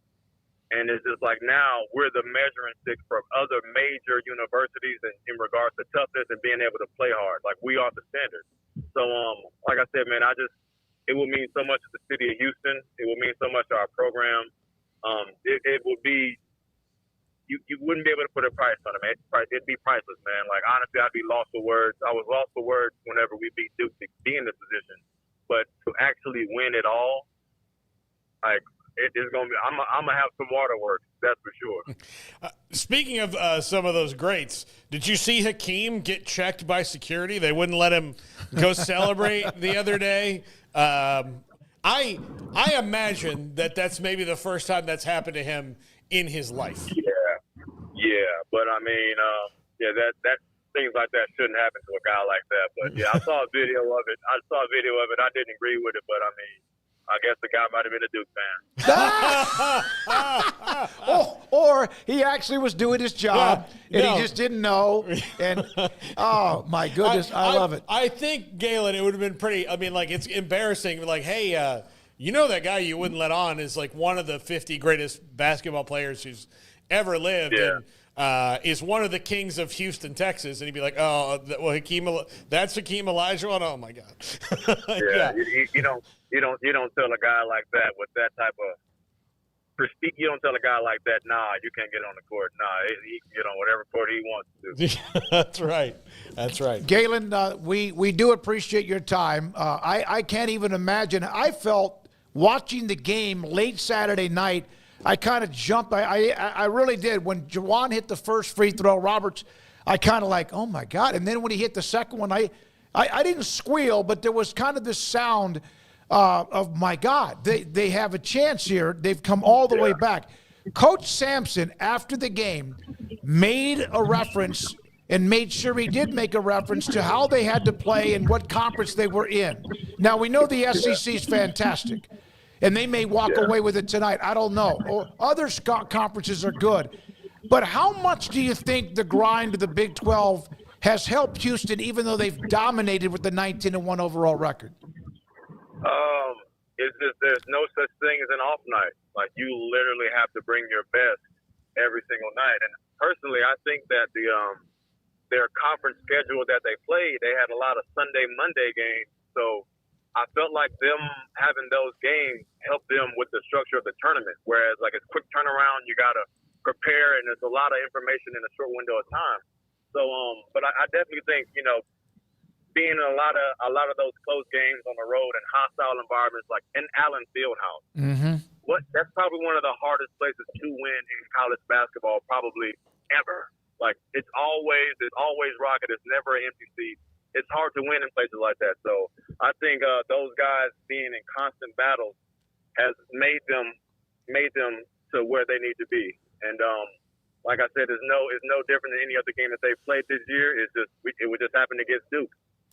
Unbelievable comeback, a great year. And Craig mentioned this earlier, Gayen, that as great as the momentum, the adrenaline, the excitement, the celebration was Saturday night, does it matter as much if they don't win tonight? Oh, it does matter.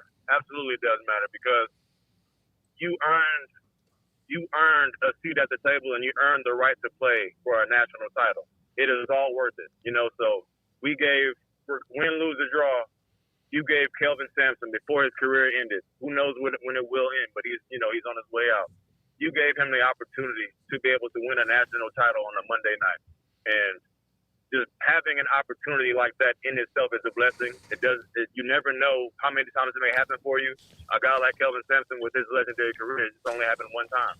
So you definitely, all the celebration, it was all worth it. No, thank you, man. It's been great to get to know you, Gayen. Good to hear from you as well. Good luck. Enjoy the night. I hope that you are up very late celebrating and enjoying a national championship for everything in Houston basketball history. I appreciate that, man. Thank you so much for having me, man. I enjoy talking to you guys. You too. Gayen Robinson Jr., former Houston guard, with us on 365 Sports. We'll hear from Evan Miyakawa here in just a minute. Before we go any further, want to thank Kim Coulter and also Barry Crawford for super chats on our 5th anniversary of this show. Kim, high five on 5, and then for Barry Crawford for 5 years. Drinks are on me. Thank you so much for your time to both of you. We appreciate the support. Evan Miyakawa joins us. Evan Maya on Twitter.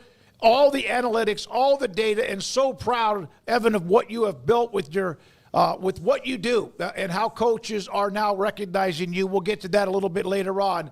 You are big into the kill shot. You're the one that I think for the first time ever really heard it that way. Houston got their kill shot. Florida got their kill shot. How many times when a team gets a kill shot do they not win the game? So when a team goes on a 10-0 run, which I call a kill shot, they win 71% of the time. I think the even more important number is that when you have more 10-0 runs than your opponent, you win 81% of the time. So it's pretty rare that a team will put together a 10-0 run, a 12-0 run, something like that, and not win the game. And that's what we saw in both of these semifinals, I think, to extraordinary fashion. Auburn was up by like 8 or 9 points, and then Florida put together a 10-0 run, completely changed the momentum of the game. They took over from that point forward. They won the game. Duke was up 14 points on Houston in the second half. Houston goes on a 10-0 run to cut it to 4, and I think from that point, starting with that kill shot, they outscored Duke 25-8. They almost had another one right at the end of the game because they outscored Duke 9-0 in basically the last minute of the game. So it was really, really cool to see that both of those teams were down in a major way and then put together this big momentum-changing run, and both of those teams are in the title game tonight. Evan, Rob Wright leaving, you sent me some numbers on him today, and his percentages just as a freshman were ridiculous. What kind of point guard, what kind of system does he fit the best, and how hard is this going to be for Baylor to fill this role? Man, yeah, this is a big one entering the portal. I think Rob Wright, as a freshman, showed a lot of playmaking and scoring chops. He was really, really good in terms of distributing to the ball, in terms of having a big offensive impact for Baylor, both as a scorer and as a distributor. He's a really good three-point shooter. He's really good at the foul line. He also got a lot of steals this year. I think standalone, like his production as a freshman was really good. When you then take into account that he's just a freshman and he was an elite high school player, there is a big jump expected for him going into his sophomore year. We often see this from guys like him who show a lot of flashes in their freshman year and then stay in college and are playing their sophomore year. These guys can often be some of the best in the entire sport. So I have Rob Wright as a top 5 transfer in the country in terms of projected impact going forward. And obviously it's a big miss for Baylor if he's going to leave. But, whatever program picks him up, I think they're getting someone they can really build their team around this offseason. Evan, let everybody know, when I reached out to you last week to try to get you on to obviously lead into what was going to be the Final Four weekend, you had basically shut down doing a lot of things because of what was in front of you and also the weekend in San Antonio. Share that with everybody if you don't mind. Well, sure, yeah. So I don't like turning down 365 Sports because, you guys have been a big part of my, success and growth over the last really 4 to 5 years. But last week and what we've seen in the transfer portal, this has been an unprecedented couple weeks for transfer movement, for name, image, and likeness. The pending deadline of this house settlement today potentially is a date where teams could no longer quite shell out the money that they wanted. Really led to this situation where in the last 14 days, teams have been trying to actively just give out as much money in NIL as possible because they may have restrictions on what they can do going forward after today. I don't think that's going to be the case, but I think a lot of them were worried about that. So what you've seen is a higher demand than ever in terms of the NIL market for players going for maybe 2 or 3 times as much as they would have gone for in last year's market. So I've been working for kind of off and on during the season on a new tool that I just released specifically for teams, coaches, GMs to use last Wednesday that basically gives them a whole set of tools for figuring out how much players should actually be worth in the market in terms of their dollar amount and other tools that are really helpful for finding guys with specific skill sets for their roster. So I was really busy getting that out the door, getting that to teams kind of early in the week last week before I headed out to San Antonio for the Final Four. So I didn't do any media stuff last week because I was really focused on getting that done. A couple high major programs have already signed up for that and have been actively using that this week to figure out, correct market evaluations for these guys and ultimately being more efficient in the way that they're spending their money. That's we're incredibly proud of what you've done with evanmiya.com, EVANMIYA.com. And I saw, was it the Wall Street Journal or Sports Business Journal or who was it that also did a feature or quoted you in what you do? Yeah, the Wall Street Journal did a feature on the kill shot. It was on the main page of their sports section on, I think, Friday, which was really cool.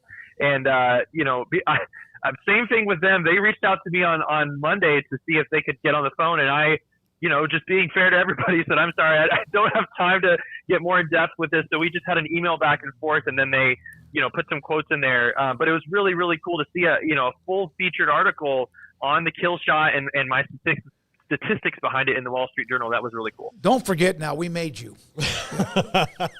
He was very thankful, gratitude. No, he from the beginning there was an incredible segment when we first got you on, but we're really, really proud of you. Which of these two teams has the better chance tonight to hit the kill shot?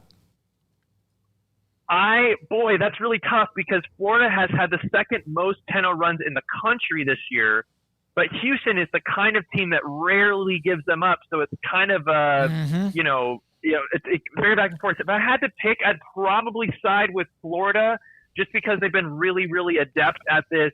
But honestly, it could go either way because I would have said Duke was the more likely team to have a kill shot in their game against Houston. Instead, it was Houston with the game-deciding run there. So I think it's a toss-up. Can you have multiple kill shots in a game? And does that screw everything up? Yeah. No. So like a team's record when you can have games where you have 2 separate 10-0 runs in a game, and those teams rarely lose. If you have multiple of those in a game, my goodness, you've really put your opponent away. I mean, the biggest one that we saw last year was UConn played Illinois in the Elite Eight. The game was tied in the first half, and then UConn went on a 30-0 run spanning from late in the first half into the second half to completely blow Illinois out of the water. That's very unprecedented, and because of that, I've nicknamed the 30-0 run a Husky going forward because I think UConn earned it, and obviously it really epitomized the run that they made, just kind of demolishing everyone on the way to a second title in back-to-back years. So you have this great offensive team versus this great defensive team. They both played epic games on Saturday night. Will this game live up to that hype, or will we see two teams that are maybe a little tired and trying to hold it together? I think even if we see tired teams, I still don't necessarily think it's going to be a blowout in one direction or the other. I think both teams really had to give their all to win their respective games. Something that really intrigues me about this matchup is I think if you're picking any team in the country that is a nightmare to prepare for in less than 48 hours, I think playing against Houston is probably that team. Because Houston's defensive identity and the way that they out-physical you and out-tough you and crash the boards, I mean, Duke struggled with them, and they had a whole week of prep.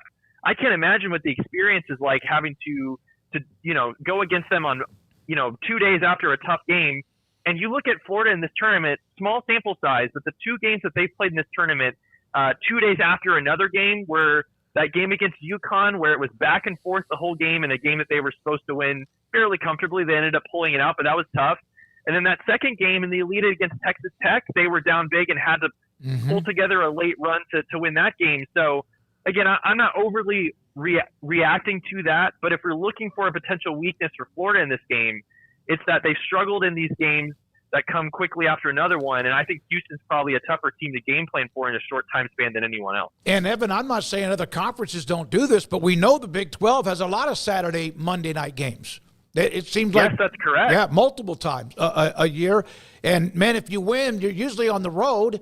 And if you're on the road, you usually get back home, but you don't have a lot of rest, and you don't get to do much on Sunday. So maybe I don't know, maybe that has a little bit to do with it if Houston plays well tonight because they're used to that. I don't know how many times they do that, if at all much, in the SEC. Evan, we're proud of you. I have one more question for him. All right. Bucky McMillan, I asked you about this when we exchanged some DMs earlier, but he is there bringing Bucky ball, which is bombing threes and running a full court press to Texas A&M. I do not think he will do what Shaka Smart did when he went to Texas, which is change what he always ran. He's going to do Bucky ball. Is this something that maybe A&M needs to get them over the hump? Yeah, I think so. I don't necessarily think that specific style is what they need, but I think a change in team identity is always fresh. And, we saw that this year with, Louisville, not saying that Buzz Williams was Kenny Payne or anything like that. I'm not saying that at all, but just like a change in identity can really bring a fresh air to the fans and the players. And so, I think that's going to be a really, really interesting thing for them. I think he really fits what you want in a lot of these young coaches are really hitting out of the park in their first year or two at high major programs. You look at, Pat Kelsey at Louisville. You look at what Grant McCaslin has done at Texas Tech. I think that kind of coach is what you're getting in Bucky McMillan. And so, nothing's a sure thing these days, but I really like the hire. Evan, thank you, buddy. Appreciate it. Proud of you. Have a great tonight watching the game and also with what you're doing moving forward. Evan Miyakawa with us, Evan Miya, M-I-Y-A, on Twitter, and a bunch. Let's see, who was this? Somebody just JG even sounds like he's happy. It puts a smile on this fellow nerd's face as far as from JG. From, let's see, David Carter, who listens to us down in the Houston area. 5 years, can't believe that. Congratulations, guys. Thank you very much. Lorenzo Haynes has been around with us for quite some time, also saying happy anniversary. So we do appreciate all of that from those of you who have said that to us today. Some of you are getting a little bit grumpy because we have not eaten part of the cookie cake. And so we will do that in the next break. We're not done, though. A lot to get to. That's fair. It gets stale fast. Cookie cake it's not more than a day or so. This one here is from the mall. The American Well, that's Cookie the Company. only real cookie cake. That's the you're right. Yeah. All But it the still other gets ones are stale in thicker. about a day and a half. We'll get this in the box. I wish they would take that location and move it to a place that's outside one of the most depressing places in this city. What, inside the mall? Which is saying my a gosh, lot. yeah. Wow. The Richland Mall is one of those depressing places you can walk into ever. It is like walking back in time. I was just about to announce they're one of our newest sponsors of 365 Sports, or we're going to be. I don't think they have the money, Smokey. No. I think that check's going to bounce. Yeah. It is. I've been there one time. The one time I walked in, I actually walked through. Yeah, because the one time I went, there was nobody there. I'll go to Dillard's there and shop there, but I go into the Dillard's from the outside. Yeah. And I don't I'm talking about walking through the whole thoroughfare. The only time I have to do that is when it's my turn to get the cookie cake, like when it's your birthday or something like that, and I've got to go in there. Amanda wanted a cookie cake for her last birthday, and I remember walking in there. It was very. I don't know if she's allowed to get into that part. Well, it's kind of a fraternity thing. She was mad because I didn't bring some home one day, and I thought, well, okay. Yeah. Okay, well, we'll make sure she gets some tonight, Amanda. There's a lot more to get to today. Yeah. Another comment or two from Brett Yormark around the corner, but Ashley Hodgej, who covers Baylor men's basketball, about really just the transfer portal, even thoughts about what's happening with Darian Williams and perhaps JT Toppin at Tech. But yes, the Rob Wright, the third news that dropped earlier today. We will have some of this cake in the break when we get a chance. We do appreciate you every day from the first day we got on the air 5 years ago. Thanks for your time. We're not done. A lot to get to. This is 365 Sports.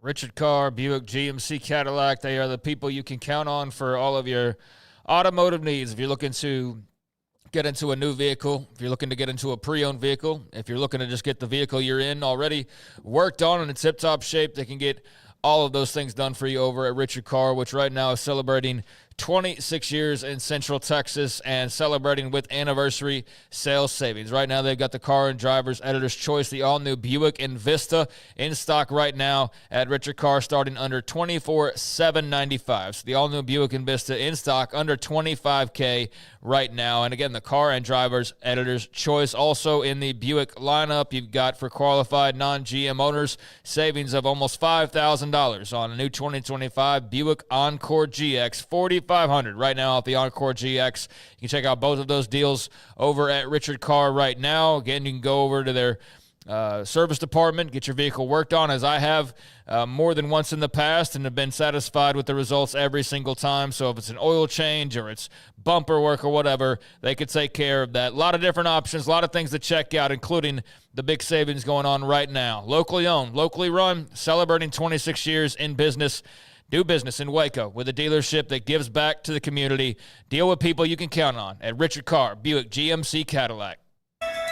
Alan Samuels House of Travel is a full-service travel agency with highly experienced travel consultants plus support staff with over a combined 150 years in the travel business. They are ready to take care of any travel situation for you, your family, and your business, and with the kind of knowledge to complete a seamless itinerary trip start to finish. They will search for the best deal to accommodate your budget, from air to cars, ship to shore, hotel, and even meeting space. Name a destination and they've been there. They know the places to go, and international and missionary travel is one of their unique specialties. Alan Samuels House of Travel, celebrating 50 years in business. Call Connie, Sherry, Linda, or Bambi at 254-776-2560 or find them on Facebook or at houseoftravelwaco.com.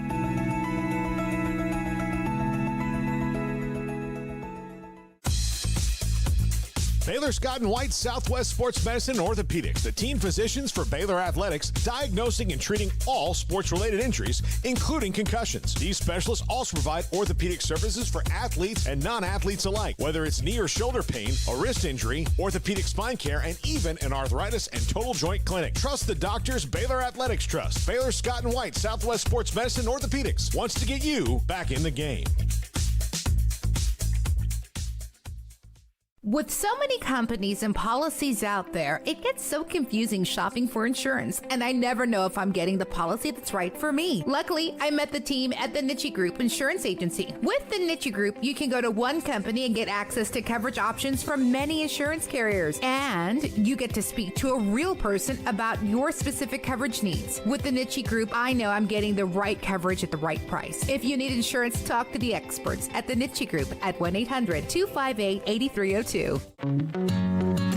Established in 2007 and independently owned, Alliance Bank Central Texas is committed to helping families and businesses meet their financial goals. From their tellers to their board of directors, they know the importance of superior service and competitive products. Customers have confidence knowing that their financial needs are in good hands. It's your bank, Alliance Bank Central Texas, with 2 Waco locations, 4721 Bosque Boulevard and 191 Archway Drive on Highway 84, and at AllianceBankTexas.com. Member FDIC and equal housing lender. Want to send a message to the show?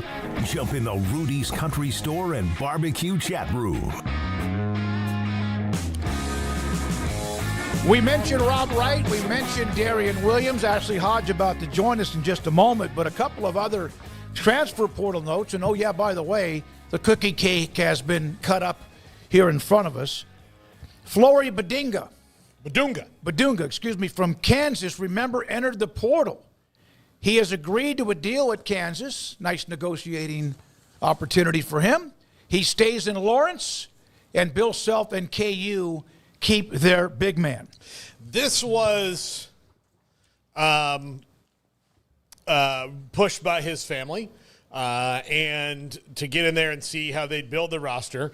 It's a bit of an odd thing to kind of challenge Bill Self to build a roster and think he's not going to rise to that a little bit. It's different times, but Flory Badunga they needed him because if they did not get him back, it was going to be a whole thing. He's very athletic, very skilled big man. A lot of people thought he should have been playing over KJ Adams this year, even though he wasn't as much. He is going to be a special player for them this year. Darren Peterson's coming in. They got a couple of transfers this week. So interested to see how they build the low post around Flory. Kirk Krissa, who had been, of course, around a lot of places, Arizona, West Virginia, Kentucky, and now Cincinnati.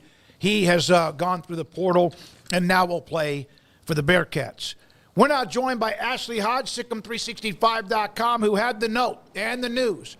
Kind of gave everybody a little bit of a flare even a few days ago.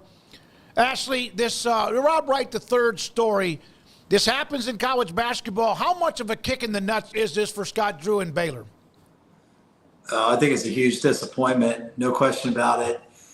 First of all, congratulations on 5 years. What a great run you guys have had, and we're happy that we were there for the start of it. I know we've moved on a little bit, but we're excited for y'all. Great work.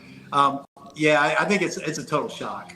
I think that a shock in one sense of the word. You agreed upon a deal. You had a signed NIL commitment with the player. You're building the roster around him. And then at the 11th hour, he leaves you and enters the transfer portal. I think this is a clear situation where Rob Wright wanted to stay at Baylor. He had a parent that was manipulating him, trying to get a better deal behind Baylor's back. And that's my read on the situation. And, it's a shame. I think it's better for Rob that he was a Baylor Bear. He's got continuity in the system. They were going to really feature him. I think it would have been better for his long-term prospects. And now wherever he ends up, I'm hearing some BYU chatter. I think that that's going to be, a new set of guys, a new system. A lot will change, but sometimes when you chase the money, it's not all it's cracked out to be. But I wish him the best. Yeah, it did feel like that. We were just talking about Flory Badunga before you came on. He decided to come back to Kansas. Rob, obviously, do you think that's on the table at all, no. Or it's off the table now, especially after the burner tweets? That one's done. Yeah, I think Rob. If it was just Rob, I think it would be one situation. But because of what's surrounding Rob, when you go to the circus, sometimes you have to deal with clowns, kind of deal. So, yeah, I think because of that, I think they're going to move on. I think, it frees up. In the past, if this happened, you're really screwed. But now, you have a very nice, lucrative NIL slot that's opened up. So I have no doubt that Baylor is going to find a really quality player, maybe a player that's better next year. Rob was terrific. He was really good on offense, wasn't much of a defender. So I think, it's a low bar to find a better defensive guard. And they might find someone that's pretty close offensively to what he brought to the table, and maybe a better 3-point shooter. So I'm optimistic that the roster may be better for it, but you just hate to see it. I mean, he really was, as you isolate him from the parent situation. I think he was everything that Baylor looks for in a player.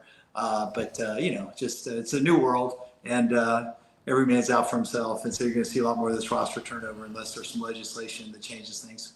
So 3 or so days ago, you started to kind of have some stuff out there. You mentioned even some of the possibilities of where he lands next. Do they have plenty to pick from, to choose from? Because it's like the circle of life. They lose him, somebody else gets him, so now somebody else is going to have to pay for it. Yeah, I mean, I think there's quite a few guys that are really quality players. I mean, no question that leaving now puts Baylor in a worse position than had he left 3 or 4 weeks ago. Because then your options are much more. Guys have already made commitments, and I don't think Baylor is going to go and try to pluck somebody that's already made a commitment to another school. Once you've made a commitment, I think our staff honors that. So I do think that they're going to have some good options, but there's no question that some of the better point guards have already made their choices, and but there's plenty of good talent out there. And this is funny. I remember a few years back talking to Scott Drew after Tyler Harris committed to Memphis. So this is going to stretch the memory for some Baylor fans, but I was so distraught about their backcourt situation. And then a couple of weeks later, you got Maceo Teague, you got Davion Mitchell, and then later that summer, Jared Butler, all joining the Bears. So, sometimes your recruiting misses, or the guys you think you're going to get that you don't get end up being blessings in disguise. And hopefully that's the case for Baylor this go around. Yeah. Yep. No question. Look, I said this to Evan Miyakawa earlier just before. I don't know if there's 2 or 3 coaches that are going to develop you as a point guard on the same level that Scott will. I mean, like, of all the positions that you can say, he pretty much has point guard on lock as you're going to come in and get better. Tweety Carter is on the staff, for God's sakes. And that, like, as a match of coach who did what the player is doing, Tweety and Rob, to me, just felt like it was kismet. Now that's over.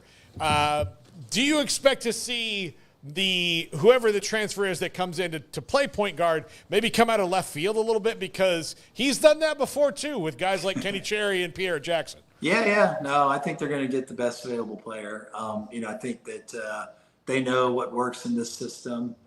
They know what they're looking for. They want to complement some of the good talent they've already got on the roster. Obi Agben from Wyoming, Cam Carr, transfer from Tennessee. Of course, Tunde Yesufu, they're really excited about him.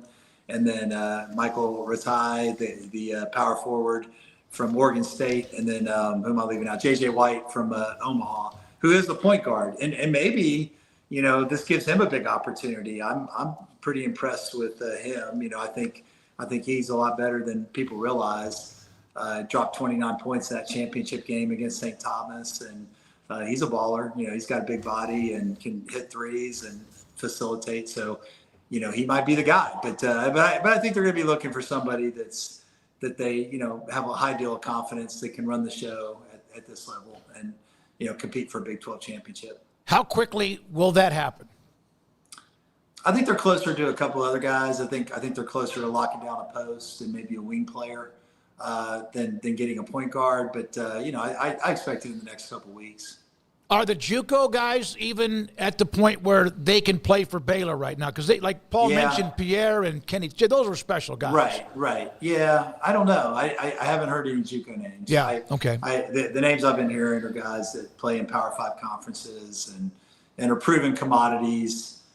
So I think they'll probably go down that road, or they may be looking for a Ray J. Dennis type of player, somebody that's looking to go up a level, but they have a high degree of confidence in. But yeah, I mean, I wouldn't bet they would go JUCO, but you never know. What are your thoughts? Darian Williams enters the portal with the option to stay or go somewhere else, or the NBA. There's thoughts about Toppin. Valuable, lots of money out there for them, although Tech takes care of their players. Right. What was your thoughts when you heard about that news? I mean, it's insane. I mean, I think it's got to be frustrating for a coach. I've been talking about this on the message boards. People have been saying, I don't want 5th-year seniors. I want guys that we can develop for 2, 3, 4 years. That's not the reality, because if they're good, look at what Tech's dealing with. You're going to have that every year. It's total free agency.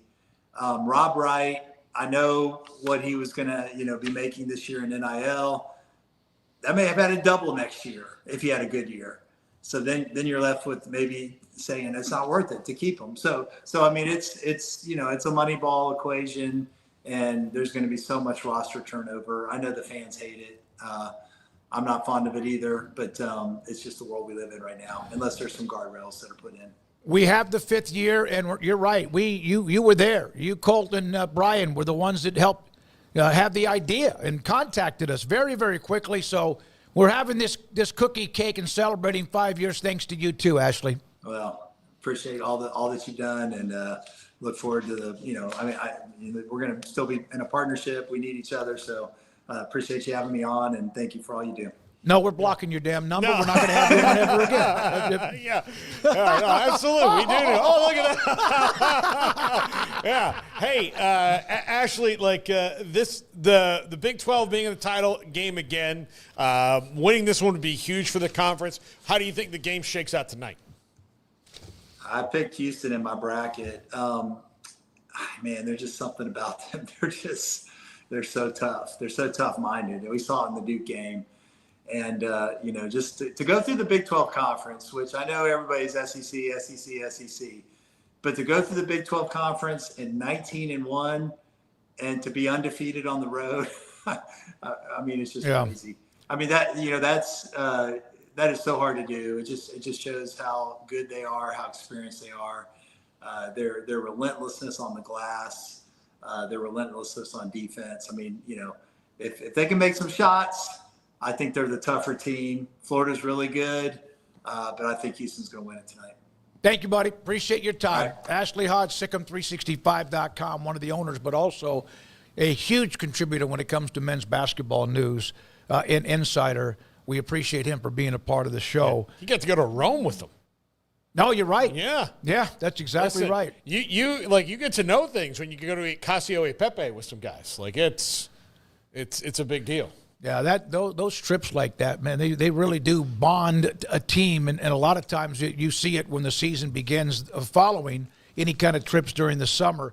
Wet Blanket, Smokey, you guys go ahead and let these fine people know who has the #1 portal class in the Big 12 right now in men's basketball. Oklahoma State's doing well.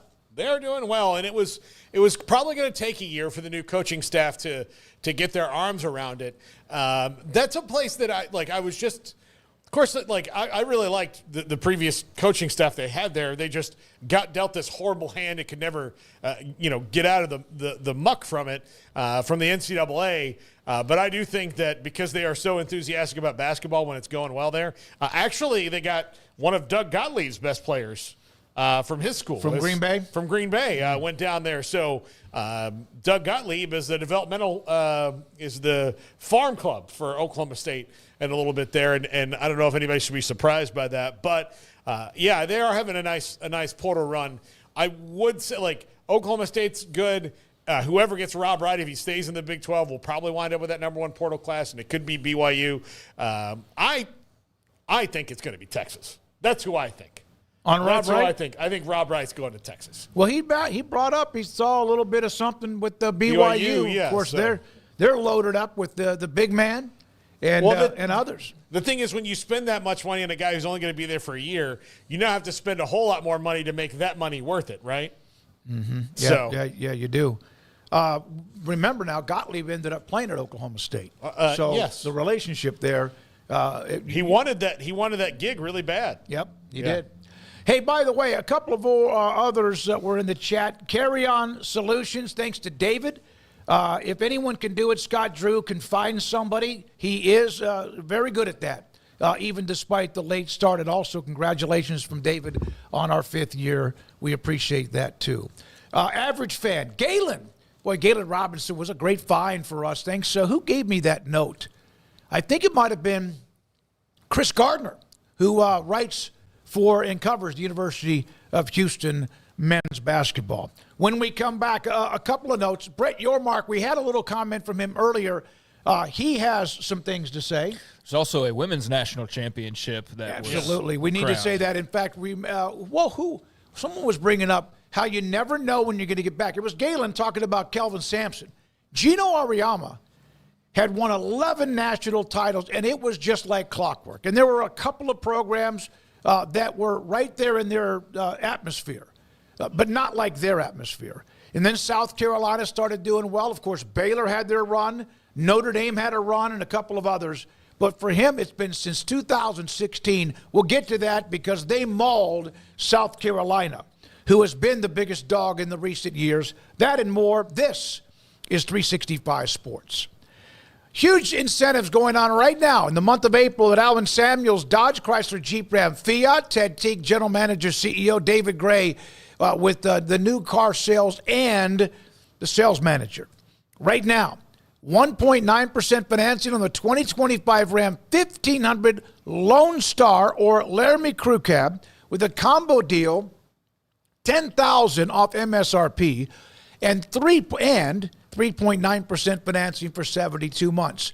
$10,000 off MSRP plus, it's usually one or the other, plus 3.9% financing for 72 months. Or how about just straight up take $15,000 right off the MSRP?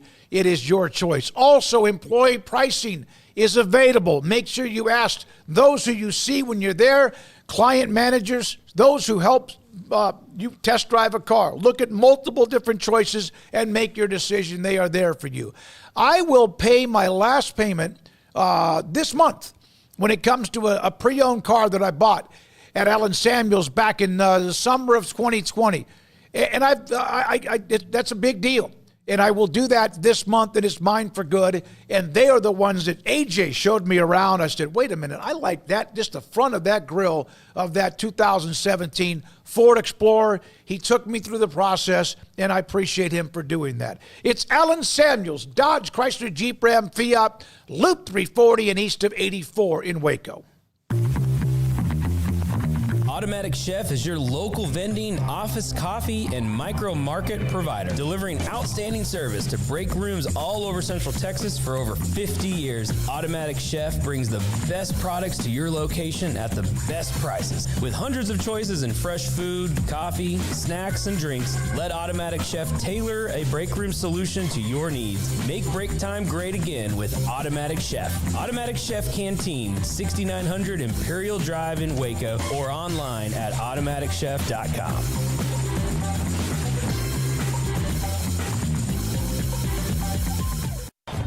Baylor alumni are more than 160,000 strong.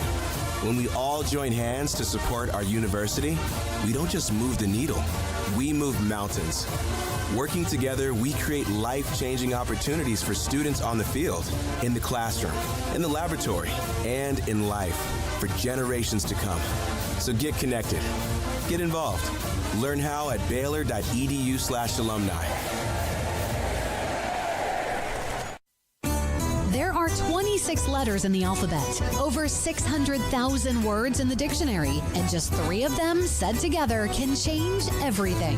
Let's order pizza. Those 3 words lead to dough made from scratch and 3 fresh signature cheeses that blanket golden crust in a heavenly melt on Marco's Pizza that'll blow your mind. So visit marcos.com to order and stop by Marco's Pizza in Belmead, China Spring, Woodway, and in Robinson. Marco's. Pizza lovers get it.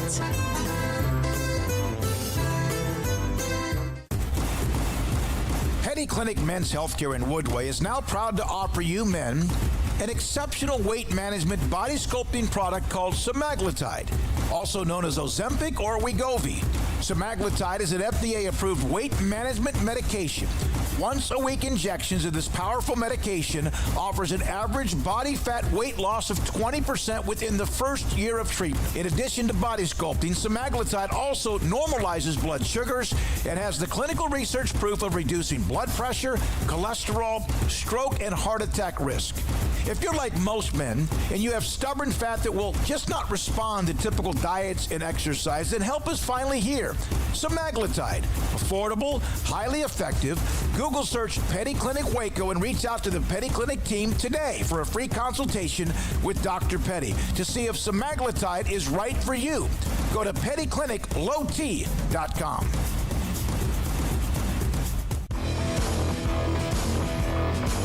This is 365 Sports. Enjoying the show? Hit the like button and subscribe.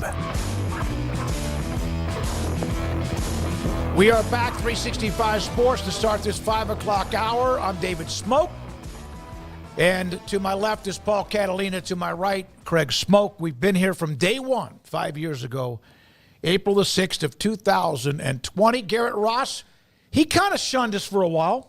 We forced him back into the loop. And Emery Winter, the young phenom, and then, of course, jiu-jitsu, Andrew Valade is also a part of what we do here every single day.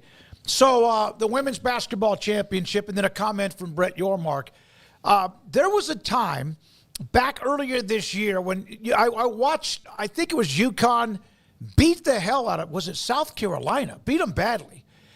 But South Carolina, LSU, Notre Dame, UCLA, USC, and Texas were getting most of the attention.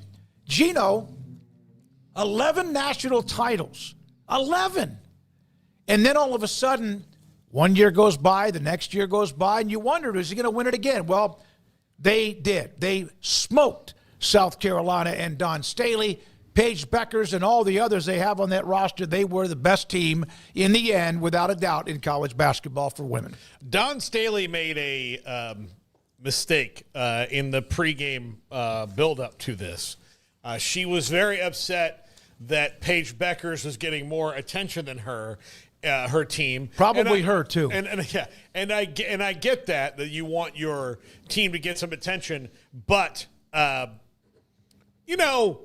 Gino Auriemma is one of those guys that he's not like necessarily a bulletin board material guy, but he's a motivator like nobody else. So whatever he has to do to like whisper in someone's ear, like, wouldn't it be great if we did this to someone? He's really good at that. The other thing I think that Gino Auriemma is the best at is that he is very calm compared to, I think that's the reason he's always kind of had the upper hand on Kim Mulkey, is that when things are going poorly, I mean, not that Gino's the bastion of just calmness and serenity, but he doesn't let his emotions get the best of him. And that's why he's the greatest women's basketball coach that ever lived. She beat him a few times. Yeah, she did. Question. But I think the reason he's always had the reason that he finishes where she kind of hits the wall is he gets out of his own way. Yeah, I mean, it was a ass kicking. I think when I saw that tail end of the game and it was already pretty much out of reach, and then just the way the final score settled, I was pretty surprised, stunned. Obviously didn't, have a lot of a skin in the game heading into that one, but I was very intrigued by that matchup and how that would play out because South Carolina has been so good, and obviously UConn's been so good. So to see that it wasn't even a close contest, really, when all was said and done, was pretty shocking. I expected more of a tight game, but maybe the pundits felt otherwise. I don't know. They felt like they were pretty stunned too, based on the ones that I saw that UConn dominated the way that they did. So yeah, that was an incredible win for that program to send Paige Beckers out. She'll be the number one draft pick in WNBA. I know we'll have Paul's mock draft probably here in the next couple of weeks. But no, she will be the number one overall pick, I think, to Dallas, although I know none of us have gotten in the weeds on this, but because I listen to the Ticket up in Dallas every once in a while, they have had the conversation about how there's a story that maybe she doesn't want to play in Dallas, and so she's going to try to maneuver her way somewhere else. So that'll be the next drama that's upcoming. But yeah, they hope to get her there for the Wings and bring some eyeballs to that franchise in a way that Caitlin Clark has been able to do for not only the Fever but the entire league. So she's a really good player, great way to end her career. UConn was a buzzsaw yesterday, and yeah, that was just mightily impressive. I know we're going to talk about Brett Yormark, but you do look at the men's teams won the last couple titles, and then we'll see what happens tonight. The women's team obviously has won a bunch of titles and just won the most recent one. We have not talked about realignment a lot because there's been not really a lot of reason to that's like solid. Have you changed your mind at all on UConn and the Big 12? Because the easy thing to say today is like, see, if you had them, that'd be like 4 straight, whatever, and you'd have the women's and I do think there is a vacuum now that Kim Mulkey left Baylor and Texas left the league and then Oklahoma's good again. I do think there was a little bit of a vacuum on the women's side in terms of national title contenders. But do you change your opinion at all when it comes to UConn success in hoops? And because of what we're going to hear from Brett Yormark here in a minute. The women's basketball success or men? Both. The women's basketball doesn't move the needle when it comes to, like, value for a conference. Men's basketball, I think that's what Yormark mentioned earlier when we said that. It absolutely does. That's why winning tonight for Houston is so huge. For the Big 12 to have 3 of the last, 4 or so national champions rather than just a bunch of appearances. Women's basketball, I don't think that moves the needle in any way, shape, or form when it comes to TV. Even though the numbers are getting more and they're getting more money and they're getting units, and that's great, long overdue, but I don't think that moves the needle at all when it comes to TV value. Yeah, I don't either. I do know that you would hear the corresponding take would probably be, well, it's on its way up, and Caitlin Clark and this and that. Still a national championship, yeah. No, and that's what I'm saying. Like you don't have a national champion contender outside of TCU this year, and I know there's a couple other teams that were pretty good, but there was nobody on the level of like the elite teams. Not like it was before. That's what I'm saying. When Kim was in the conference. That's why I mentioned the word vacuum. Yep. Because now you don't even have Texas in the conference, and you don't have Oklahoma, who was off and on, but did have their moments of being good. So I know realignment never stops. It's just an easy thing to talk about, whether it's anywhere close to fact or not. But I just know when we're going to get in these Brett Yormark comments, I mean, he wants basketball. He's not stopped his pursuit of UConn. No. So just seeing the Gino and the women win again, seeing that UConn won the last couple on the men's side, I was just curious 6 months after we really talked about this the last time of if you've changed your mind at all, and if that swayed you one way or the other. I will say this, Gino's going to retire soon. So, like, the guarantee of them being that juggernaut of a women's program for the next 20 years, like, you can't guarantee that. You also can't guarantee the Big 12 or any other conference will exist for probably 20 years from, out from right now. But, yeah, I was just curious. All right, since the last time he won it, South Carolina, Notre Dame, Baylor, Stanford, South Carolina, LSU, Mulkey, South Carolina, Connecticut. So there was it opened the door of other teams being able to have a better chance of winning. Kim has won 3, but when UConn stopped winning them like all the time, other teams were able to step up a little bit. South Carolina with 3, Kim Mulkey, Baylor, and LSU twice. Stanford's always been good. She's gone. Vanderveer, she's out. Staley again had some. I think that. I think UConn men's basketball is of value, but it's not something that I think you overextend yourself to get done. Yeah, I don't either. But, I mean, given we're going to hear from Brett here in a second, and given that they just won it yesterday, I just thought I'd loop back around and say, have you changed your mind at all? I'm still of the opinion when it comes to this basketball stuff, like, don't sit there and hope to pick the bones of the ACC one day and then go and be the ACC. And part of what led to the issues they're having right now, which is focusing too much on basketball. Would you agree with that, Paul? Yeah.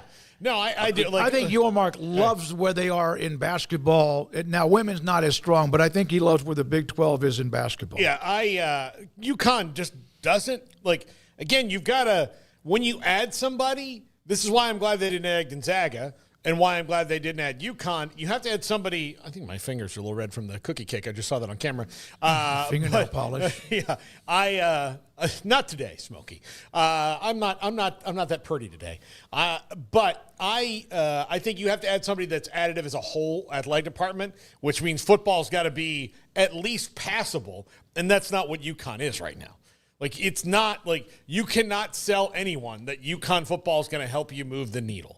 And at all. And look, you don't have to add Tennessee, to the conference where they're good at everything right now. I'm just saying, if you add somebody that has a good basketball program or a great basketball program, their football program better at least be able to go 7-5. Yeah, and I mean, it can. with the current schedule that it has, because they would point out Jim Mora to you. But I know there's a lot of UConn fans that aren't of that train of thought where they would like the idea either. I'm just saying, given they just won the championship yesterday, I thought we would revisit here 6 months after we last talked about this and see if, just seeing where the women's side of basketball is right now, and your Mark's grand desires, if that changed anything. But I think we're all in the same place that we were. At least for now. For now, it's not worth the rest of all. I mean, it's fun to say, hey, we'll take those championships and then nothing else. Like, you have to take other things with that. So, yeah, I guess we're all in the same place. And I think based on what I've seen from UConn fans, from Big 12 fans, even though it's petered out of late, I think everybody's probably in the same spot they pretty much were originally. I don't think your Mark, he might be as passionate about it and committed to it as ever before. By the way, I knew when we mentioned and we brought up the Big 12 women's, the teams that had done well, that we would need to bring back Cheryl Swoops in 30 years ago with Texas Tech. Yeah. God, I love the Red Raider fans we have in this show. Yeah. Kim goes, could you go back 30 years, please? Texas Tech women get included. Laugh my ass off is what he also said with that. But I did. I did. Yeah, well, that was mightily impressive by the Huskies. And so congrats to them. Looking forward to tonight with the men. And obviously hoping Houston brings it home. But, that was not as tight of a game as I think a lot of people expected. And South Carolina, man, you talk about a fan base that has, like, their hive, like, around Don Staley and their fans. Like, when Paul started talking bad about him, I was almost like, oh, be careful, because your Twitter's going to get attacked. Mm-hmm. Some random person's satellite ear is going to hear you saying something even slightly not ultra positive about Don Staley. Is going to get your personal information. By the way, how much do you think that her outfit that she wore yesterday during the championship game, how much did that baby cost? I wasn't even paying attention. I don't. Well, she does wear these, like, I don't know what the name of them, $7,400. Oh, that's nothing really for her. Probably. No, I mean, like, when I really get the nail polish on, my stuff's way more than $7,400. Put your hands up like this for right now. Yeah, you got a little. I got a little bit on there. Yeah, you do. I guess it was just something I noticed. I don't even know why it was in my timeline. But it was Mulkey, $7.50. No. No, here's the thing. The gaudier something is, I found out the more cost. Expensive. Yeah. Now, I will say, I'll take that back. $7,500 is a hell of a lot of money for whoever that's a hell of a lot of money. I wasn't paying attention to the clothing, doesn't include the shoes. Yeah, I mean, I couldn't tell you what color, what fat. I couldn't tell you anything about what she was wearing. I watched the post game, and she was obviously very disappointed with the result. But she's a hell of a coach. She's got a hell of a following. That's a hell of a program. But it was, I guess, a little fresh to see UConn back on top, even though we've seen that so many times. I wondered. I mean, Gino, again, you have 11, and then you don't. There was another game. Remember the year in San Antonio when they had the Dejanay Carrington got fouled in the face, and they won that game. UConn, there was no call. They went on, but they lost to somebody. I don't know who it was in the championship game. It's been a while. So, okay. That was your topic. You wanted to do the topic.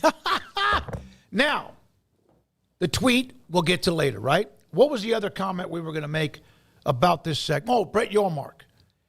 So Brett Yormark was on CBS Sports. We heard earlier about the value, and he is pushing this harder and harder. Part of the reset, by the way, when it comes to men's basketball and the value of television revenue. And we'll have something about that in just a second. But also, always about the possibility of realignment. He was asked the question about what does he see down the road. And speaking of your future, you're obviously at 16 teams right now. Where does the Big 12 stand on potentially being opportunistic and expanding like it did a couple years ago? From my perspective, I love the makeup and composition of this conference right now. We're 16 strong, we're in 10 states, we're in 4 different time zones. But as the commissioner, it's incumbent upon me to always have optionality and understand what the landscape might be moving forward. And I whiteboard all the time. I think knowing optionality and never being surprised and being proactive is certainly at the core of the DNA of this conference now. But today, I'm very confident in where we are at 16 strong, and we'll see what the future holds. So that's Brett Yormark. And, of course, anytime just the topic of the word realignment comes out, everybody kind of perks their ears up, and there's his answer to the question. Well, that's part of also why I was talking about UConn just now is because he also was asked about it. And so in light of their championship yesterday, in light of that quote, just checking back in, that is a quote he's given 1,000 times. That's literally no different than anything he said in the last 2 years when there's been nothing to really say about anything. So I don't think that was newsworthy at all. It's just the latest that we've heard him be asked about something like that. But yeah, we've heard that exact quote. Look, we can sum it up this way. Everybody's looking at every option in college sports these days, whatever that option may be, some more realistic than others. So I think you can rest assured the one thing you can guarantee about realignment or any other topic in college sports right now is they're looking into it. And if it makes sense at the right time, they're going to do it. And if it doesn't make sense at the right time, then they're not going to do it. And that's across the board. But everything is on the table. Doesn't mean there's anything to it, but everybody's got to keep their ears and eyes open at all times just to be prepared for whatever pivot they might have to make. Yeah, and I think that's the status that he's maintained all along is my point, is that he's pretty much just said every time he's been asked about it since they actually made their last round of moves is, what was the line? We're open for business, right? Yep. I think that's basically saying, yeah, if something's there at the right time in the right place and the right whatever, then cool. But I do think he is, and how could you not be thrilled with the current state of the basketball? And there's no need, especially if Houston goes and win tonight. I don't know what needs you feel like you would maybe have that were on the front burner, but I feel like that's kind of his stock answer now at this point. So nothing too newsworthy there. I don't think also there's anybody out there like right now as it stands that's going to make them that aggressive for it. On the group of whatever 6 or whatever they are teams, like if a Memphis or a UC or USF came like about, maybe that gets a little more interesting. Like if they hit those things, new stadiums and, TV numbers and things like that. But I do think that 2030 is really when we're going to see this, like the year before these deals, especially with the ACC. Like, okay, for the example I was given with UConn of like your football team has to be at least go 7-5, and you have this elite historical basketball team. Well, that would fit in Louisville really, really well. Like that team, that's the kind of team I would go for if they were out there, not like UConn, where good football team, great basketball team, or could be great in both. I mean, Louisville's football history is good. It's not legendary, obviously, but those are the teams that I would go after if you're talking about being additive to basketball while also bringing something to football. So I just don't think there's anything in the water for the next 5 years, but 5 years from now, like it's going to be like when they throw like chum out of the catfish farm. They're breeding in the water, but a lot of the fish that you're going to get really interested in won't be coming up to be caught until we get closer to the end of the TV deal, the current TV deal. Now, speaking of revenue, this is from Jeff Fuller, who does a lot of things with part of the Big 12. Is this? Oh, this is the wrong one, Garrett. That's the only one I have from Fuller. No, that's okay. This is if Houston wins tonight, the Big 12 will end up 15-6, which would be percentage-wise the best conference during the NCAA tournament. And he brought this up because we know how good the SEC was. Now, we've always told, last year the Big 12 was so good and then they flailed out in the tournament. But that would be one heck of a nice run. 7 teams made it. Of course, the 6 teams that aren't alive, those are the 6 losses. Houston would give them 6 wins in the tournament. And, of course, Tech had a few, and then others kind of nibbled 1 or 2 along the way. So there you are. If, in fact, they win tonight, winning over 70% of their games. Or the SEC wins, and they say, see, we told you all along we were the best conference in the country. I mean, there's the flip side of the coin. Yep. They might not have the highest percentage, but they did have the highest number of teams and the most shots at it, so you would hope that one of those teams would rise up and win it. But, yeah, that's an achievement for them to kind of put the cherry on top of what's been a historical basketball season for that league. So I think there's a lot of stakes tonight. I mean, we know just specific. I mean, Florida's won a semi-recent men's basketball national title. It's not as recent anymore. Yeah. Like Joakim Noah's like a grandfather now, but Yeah, I mean, for Houston, we know it would mean the absolute world to that university, and it would mean the world to Florida as well. But Houston hasn't had one. They've never experienced that. Florida had back-to-back. So I think it would be a big deal for both, but I think there are ramifications league-wise of putting the capper on the greatest season ever by a league, or proven, hey, we got 3 different teams in the last 5 years that have won national championships. Like, we are the best pound-for-pound basketball league. Like, there's some bragging rights out there that are bigger picture than just the schools, but I think even just the schools have a wealth of storylines and stakes tonight. It's going to be a high-stakes game, I guess is what I'm getting at, for a lot of reasons. Yeah, for sure. I think that you got Florida trying to get back to where they believe they should be and have earned their way back. But sorry, what would you just do? Paul was hoping we were just going to talk about the Houston side of thing and pretend that Florida wasn't on the other side of the court. It's hard for me. And here's the deal: you have a track and field school? Why would you? Exactly. Whatever it is, why would you care? And here's the deal: it's hard for me because I'm not saying that anything. Sometimes you get mad because they're just this much better than you and it annoys you. They are leaps and bounds better than FSU has been in basketball ever.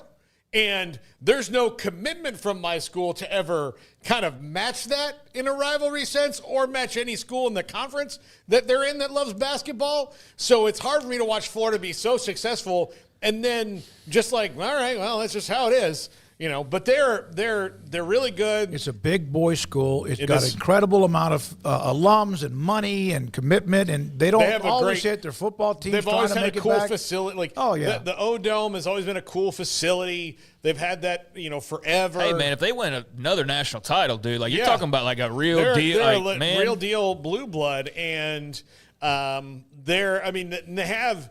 The most exciting player left in this tournament, and maybe the most exciting player in the tournament, is Walter Clayton. Jr. He's unbelievable, and was this close to going to St. John's, and now I'll never forgive Rick Pitino as long as I live. This close, and then Florida came in there and got him. Of course, he's from Lake Wales, which is a stone over in England.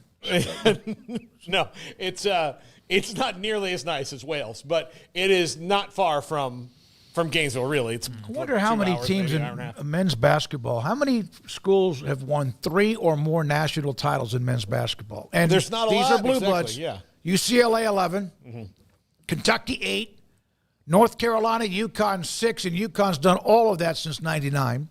Duke and Indiana 5, and for Indiana, the last was in 87.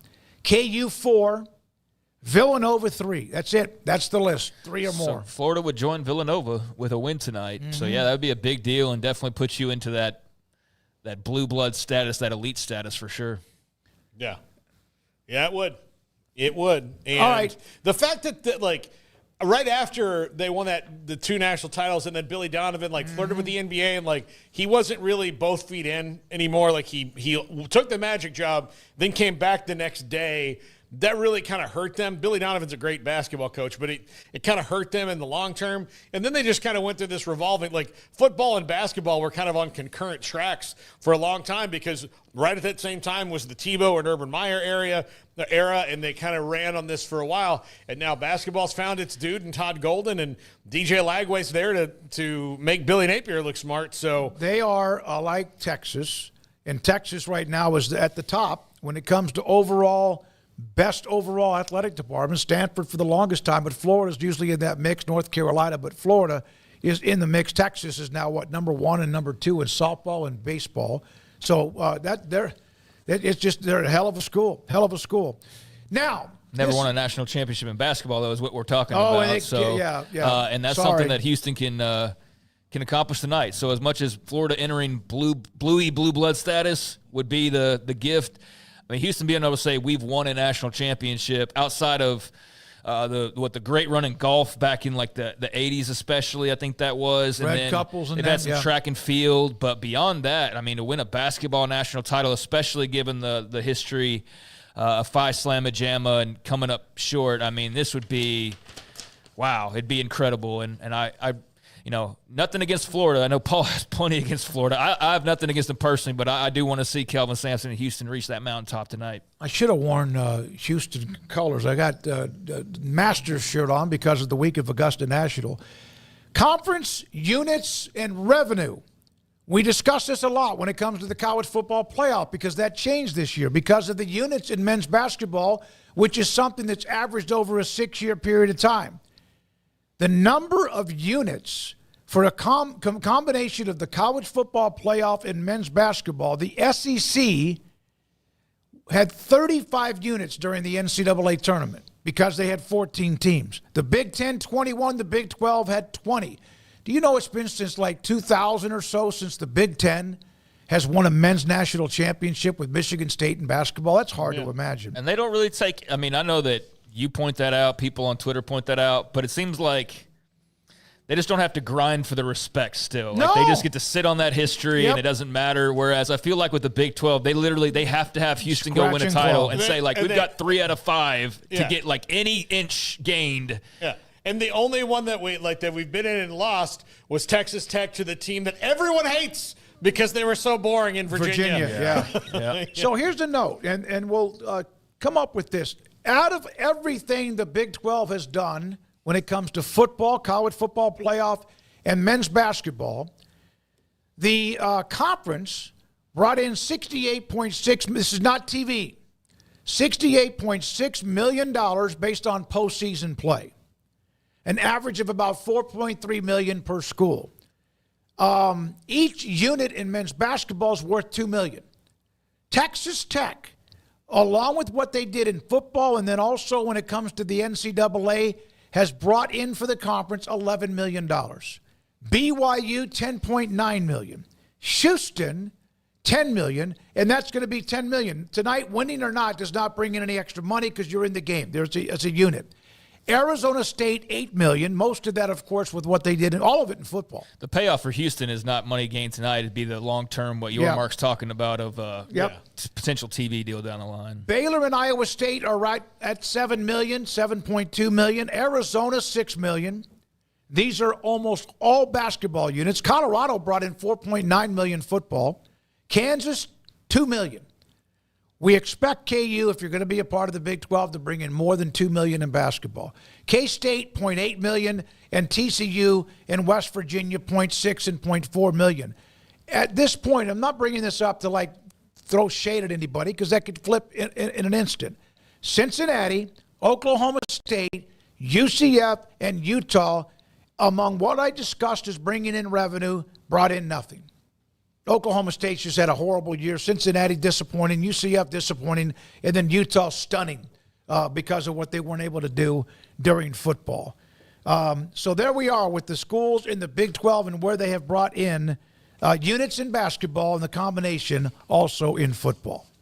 When we come back, what do Texas, the state of Texas, sports fans, alums, whoever likes college athletics, who do they want to see win tonight? What would you guess would be the percentage of Houston or Florida and why?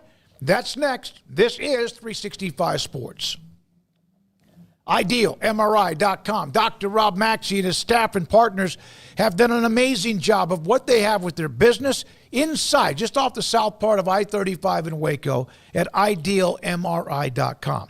You get something that needs to get checked. Your doctor wants a better look at your shoulder, your back, your neck, your knee, ligament, muscle damage. What could it be? It's hurting you. And in fact, they probably feel like it might need some sort of a surgery, but they got to see it. They got to look at the MRI, and Ideal MRI will give them a clear, beautiful view, hopefully of better news or the bad news. And then your doctor and you can discuss what you do moving forward, whether it's an ACL, torn rotator cuff, detached bicep, some stuff that's gnarly in your back.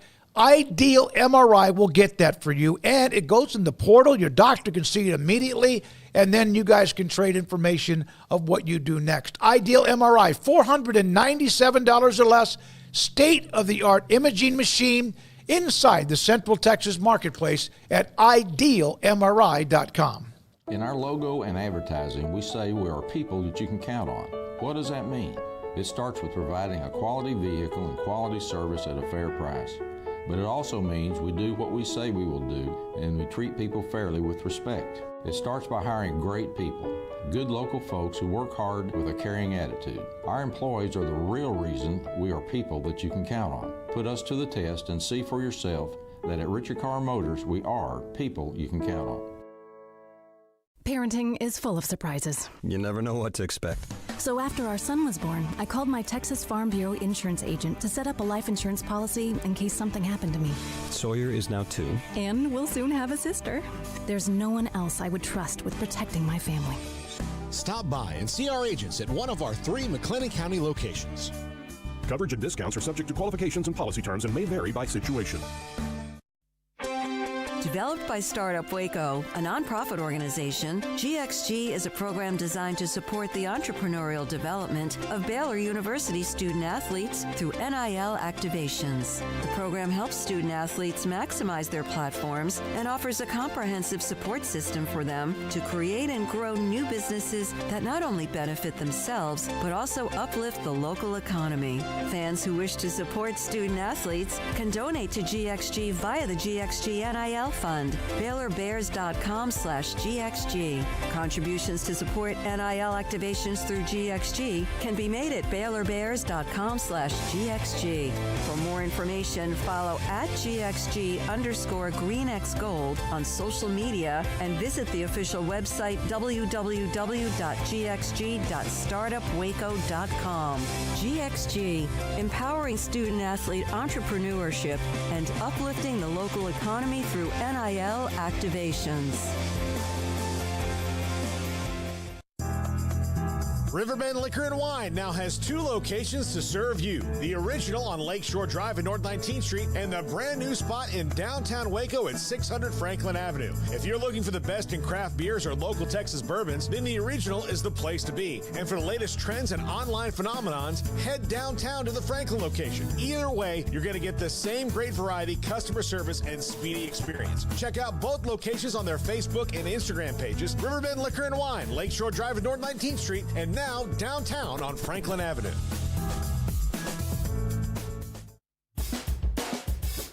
This is 365 Sports. Check out the 365 Sports family of channels on YouTube.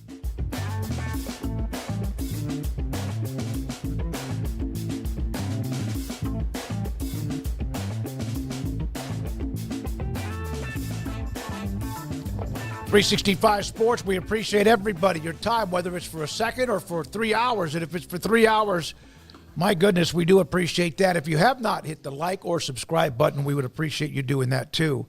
So, Craig, we all have group text that's kind of going back and forth. Most of the time, it's Garrett. I think I probably feed it a lot. Paul does too. And then Craig had an idea yesterday evening to kind of ask around people that we know who might be Texas or Texas Tech or Baylor, TCU, A&M. Who do they want to win tonight? Who do they want to see win tonight, the game between Houston and also Florida? Here is the poll. Garrett? No, I was telling you we couldn't do a poll with the graphic. I was going to say read it. Oh, we can't. Oh, you can't? Okay, all right. The poll that I put up, this was yesterday at 8:22, nearly 800 plus votes. 83.1% say they want Houston to win. 16.9% say they want Florida to win. And, of course, across the board, whether you're a Houston fan or you're a TCU fan or a whoever fan, all mention they would like to see a team from the state of Texas and or a Big 12 team win. Newey Scruggs from NBC5 in Dallas, Pembroke State grad. Give me Houston. Kelvin Samson is also a grad of where he went to school. So there was one of the uniques. For Carlos Mendez, who's a writer, journalist. For Guy V. Lewis, who was the coach of those teams when they had Drexler and Akeem Olajuwon and company. For Guy V. Lewis. For BTM, I want Houston for the prestige of the Big 12. And that's the way you got it from BYU and others as well. Yeah, and the idea wasn't about just like, who are you rooting for general poll question. I mean, that's cool to see that there's a lot of people. It's who do the teams in the state of Texas, if you're a fan of Texas, are you rooting for Houston tonight, or are you for That's state what pride? these all answers are, right? Yeah, here. but that's just like, who are you rooting for, Houston or Florida? My No, question, no. No, I know. The questions are different, but the poll question really has nothing to do with the overall topic that I brought up. That's just more people are rooting for Houston. I don't think that's surprising given your fan base and your followers. Like, they're probably going to lean more heavily to Houston.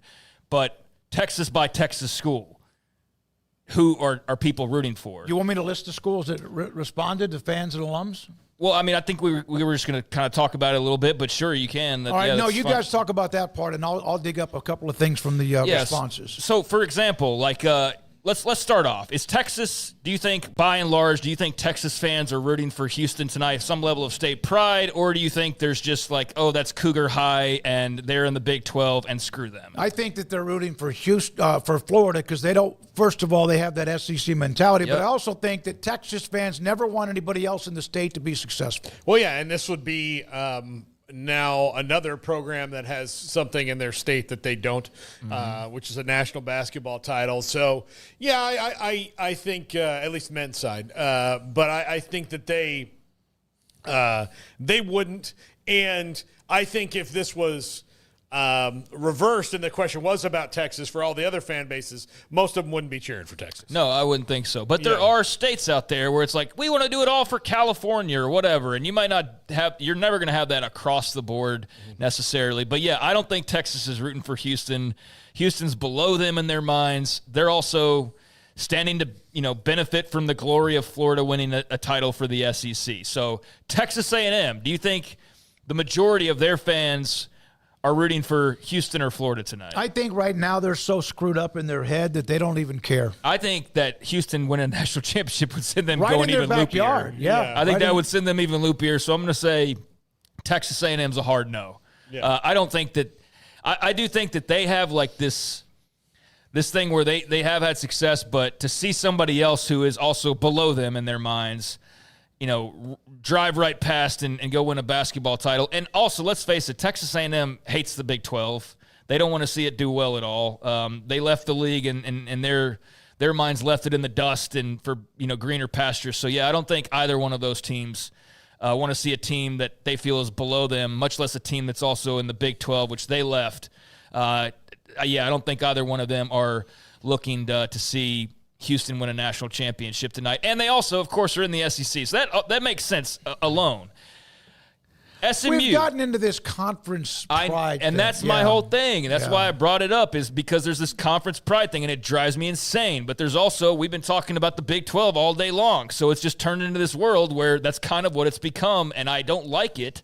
But I understand why it's become that. So that's the point of this whole exercise, because when I get to the Big 12, are you rooting for conference pride, or are you rooting for your rival to lose? Before we get there, SMU. Is SMU rooting? I'm going to say absolutely not. They do not want to see the Big 12 do well. They don't want to see, in my opinion, another Texas team do well, especially when they were just sharing a conference with 2 years ago. Well, the Big 12 did not want SMU, so there's another reason for them not to I like could go it. on, Yeah, yes. So no, I'm going to say SMU's not rooting for Houston later on tonight. If you're a Baylor fan, are you rooting for Houston tonight? I think so. Hell yeah. I think so, yeah. I want to see Kelvin. I love Kelvin Samson. You don't like I the care conference about- pride thing? No, it has nothing to do with conference. Nothing. I love Kelvin Samson. Okay. I absolutely love the So guy. you identify as a Baylor fan? I'm not a Baylor fan. Okay, just I checking. I'm saying I'm a Nebraska fan, and so I have no dog in this fight. I want to see Kelvin Samson win a national title. I love the way they play basketball. So to me, it has nothing to do with being from Texas or not, because I'm not originally from Texas. Yeah, I think Baylor fans, for the most part, would lean there. I know that there's some, booing. That's the question. Is Baylor fans, not you. I get you where you're coming from. I think most of that I've gotten, Baylor fans want to see them win tonight. Paul? Yeah, I think Maybe a little it would be jealousy. a thinner majority than other things. But it's only because of the Big 12 aspect of it, right? Yeah, so outside of that, I don't think it has anything to do with it. Yeah. If they had not won a national title 4 years ago, are they rooting Nope. Okay. Nope. Exactly. Nope. Yeah. Yeah. They can do it because they won one recently, so it doesn't really affect them in any way. Mm-hmm. Had they not had a national title under Scott Drew, I don't think, even with the Big 12 factor, I don't think they're rooting for Houston tonight. But I think that the fact that you've got one recently, you feel confident enough in yourself that you don't get hurt at all by Houston. In fact, you just get bolstered by Houston winning the title. There was a thread in the website for the last 2 or 3 years about, so adding Houston was a big mistake, or this is when they were being added. Right. Nobody wanted that to happen. No. Nobody did, just like they didn't want SMU, and they weren't, because I think there was the part where they just felt they looked down at Houston. They also didn't know if Houston was going to help. Houston is now helping the conference. Yes. But that thread from like 3 years ago was brought back because of the run they're making and helping with the prestige of the Big 12. All right, TCU fan base. Are they rooting for Houston tonight? I would think so. I would think. I mean, they're not a basketball school, so I don't think it harms them in any way that Houston goes and wins a title. They benefit from it. If anything, they can say, come play basketball in the Conference of Champions where we've had, multiple national titles. So, Texas Tech.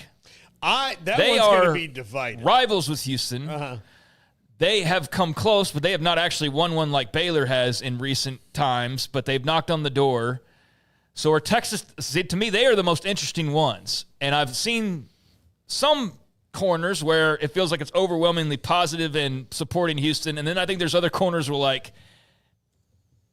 they're winning one before us. I don't know that I like that so much. So where do you think Texas Tech fans probably stand by and large? Are they rooting for Houston tonight? If you I asked don't think them, so. I would think that's probably split. I think it's probably split. If you say by and large, then that means a majority to me. I would say the majority no, because they do not care for each other. And one of my things about what history is there? But I think they just don't. And then there's not a lot anymore because of the 20-year gap. If Houston wins the national title, it just makes Texas Tech basketball even better because they beat them in Houston. I mean, that's like kind of that's I don't a lot like of that. transitive property I do. there. Our only loss was to the national champion. Let's pin a ribbon. That's not their only loss. I know, but that's the kind of mentality. Here's one thing I've learned about the Big 12, even before the latest editions of 6 or 8 schools. Other conferences have pride in their conference. The Big 12 has a struggle doing that. They really struggle doing that. Which is exactly the whole point of where this question came from. Yes. But in my timeline, which is not just Baylor, but everybody across the Big 12, even Iowa State and other fans say they would like to see Houston win. But the Big 12, they kind of bow up a little bit when they're kind of looked at negatively or not get enough credit. But yet when it comes to wanting somebody within the conference to truly win like this, I think some of them struggle with it. And that's why I came up with the entire exercise, because there are some that are obvious. But I think with Tech, it's a little bit more like, oh, damn. It'd be great for the league, but at what point are we still rivals? Does rivalry still matter? And you don't want to see your rival win a championship just because it bolsters the league, which is kind of the fuzzy, weird territory, which is the entire point that we've sort of gotten into, where the fandoms have been blurred because now you're supporting these things that 10, 15 years ago, the SEC was doing it, but most everybody else was not doing this whole, let's win it for the league thing. And now you are, because the stakes have changed so much. Do you think Texas fans are rooting for Florida, though? Because they both kind of have that same aura about them. I think they're rooting for Florida because they don't want to see Houston win it more than anything. But I think the side benefit that Florida's also in their league, they can say, hey, we're in the SEC and do the whole SEC thing. I think that combination, they're definitely rooting against Houston. And I think that SEC thing is basically because it makes you a part of the conference as a fan base, whether you're South Carolina, Mississippi, or whatever. But I think most of them hate each other. No, they do. But they want to say that because they want to prop themselves up because the conference is good. Right. Yeah. So I don't think that's any different than if you're a fan who normally under circumstances would absolutely hate Houston, root against them 5 years ago, 10 years ago, and now you root for them, not casting aside the Kelvin Samson folks and just want to see him do well, but just on the surface of the team rivalries themselves, I think it has twisted a little bit. I think that by and large, though, the Big 12 schools are all rooting for Houston tonight.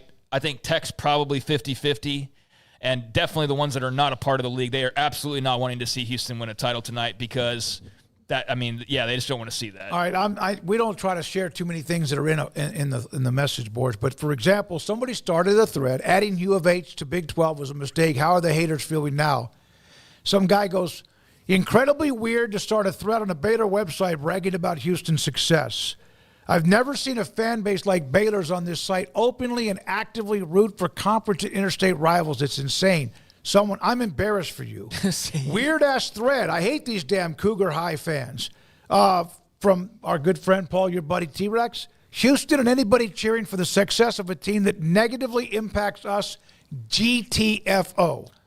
Well, I don't think the Baylor answer is quite as by and large and clear as maybe we thought it was. And that's the whole reason why I was thinking about this yesterday was like, what are your fandom lines here when it comes to Houston? Have you become the go conference guy? I can understand if you're Iowa State. Like, Houston doesn't mean anything to you and vice versa. But for those that have the Southwest Conference ties or the American ties or whatever, it is a little bit different. And so do you want to see them win? I think the conference pride thing has probably changed that a little bit. But there are people like, I don't give a damn the Big 12's got 3 national championships. That's Houston. They don't have a title. We don't want them to have a title. Yeah. Screw them having a title. Go Gators. So, yeah, I find that kind of interesting. You know what I find interesting? Go ahead. I'll wrap it up. By the way, I will never say those 2 words in any scenario. Right. Yeah. Would you if Florida was in I'm not going to say it. He just said it. If you were in the SEC as Florida State, hopes to be one day, are you going to root for Florida to win a national championship? No. No. Bad words, no. Right. Not even I would not pull for them against the Russians. Okay, I would not. Florida?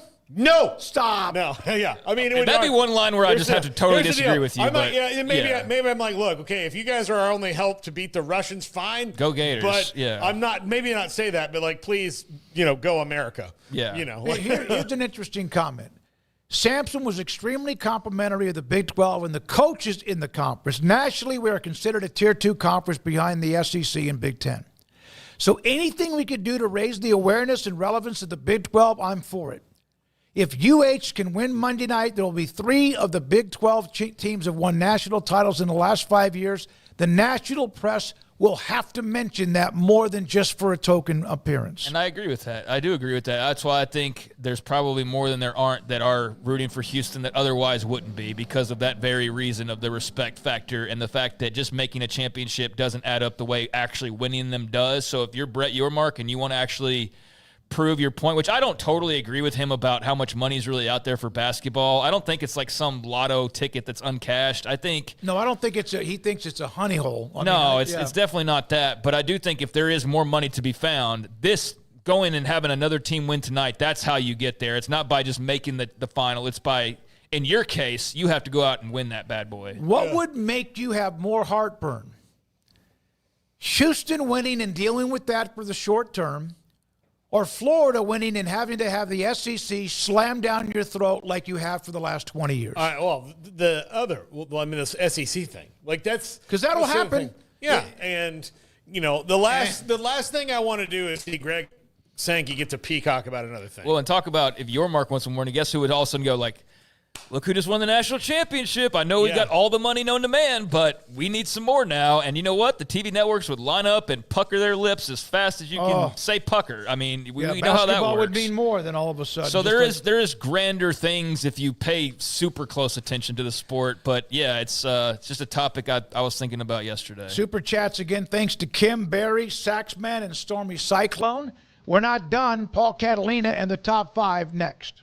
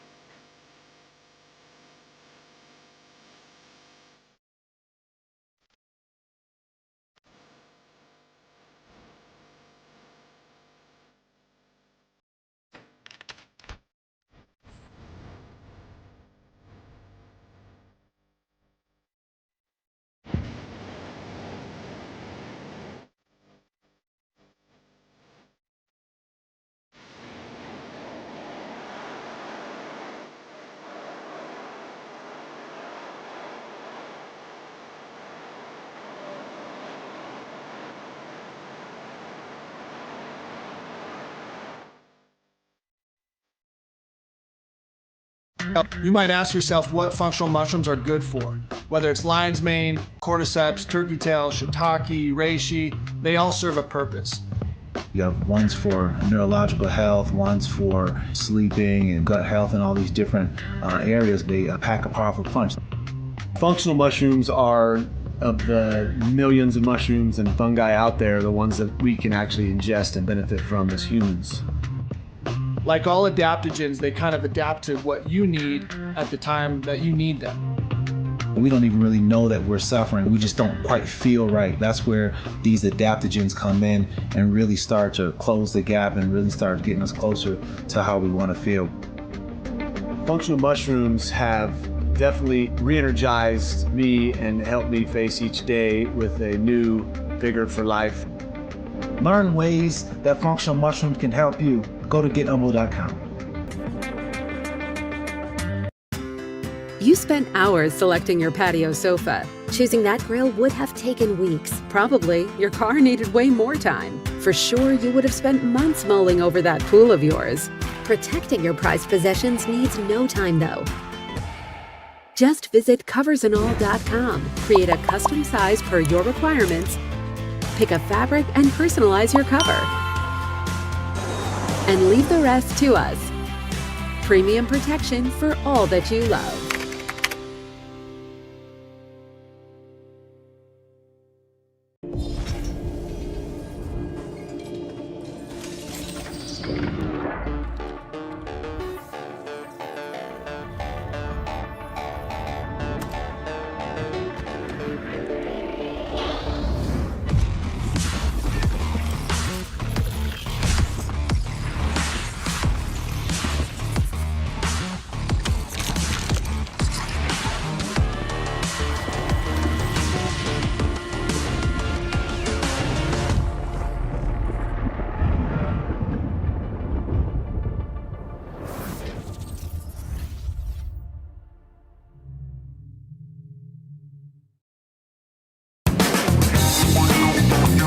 This is Paul Catalina's Top 5, brought to you by Ticket Club. Forget the fees, just big savings. Click the link in the description to find out more.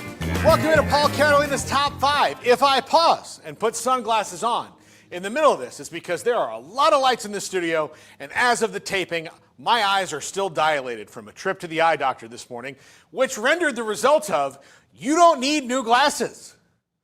My prescription is the exact same. I just had to get it updated so I could get new contacts. Fun, huh? Also, look, this is a sidebar. They have dilating drops. Why don't they have undilating drops? The eye doctor who thinks that up, billionaire. Billionaire. Anyway, I digress. Top 5 Final Four thoughts after this weekend, which was 2 epic games, which we got everything that we paid for with all 4 number 1 seeds in the tournament. No blowouts, both games super exciting. Number 5.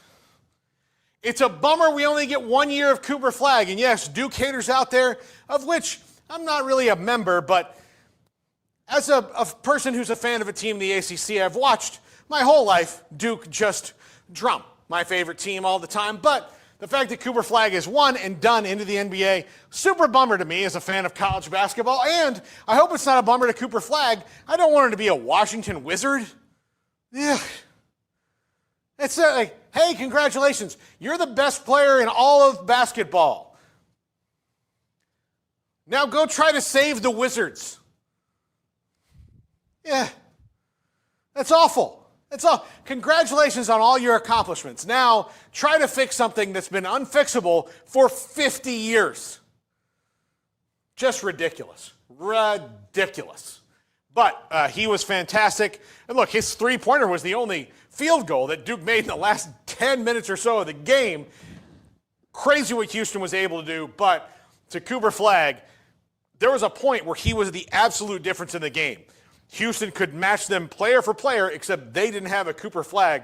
But because of Kelvin Samson, doesn't really matter. He's the great equalizer when it comes to coaching. Number 4, the portal being open in the middle of this is a little bit distracting.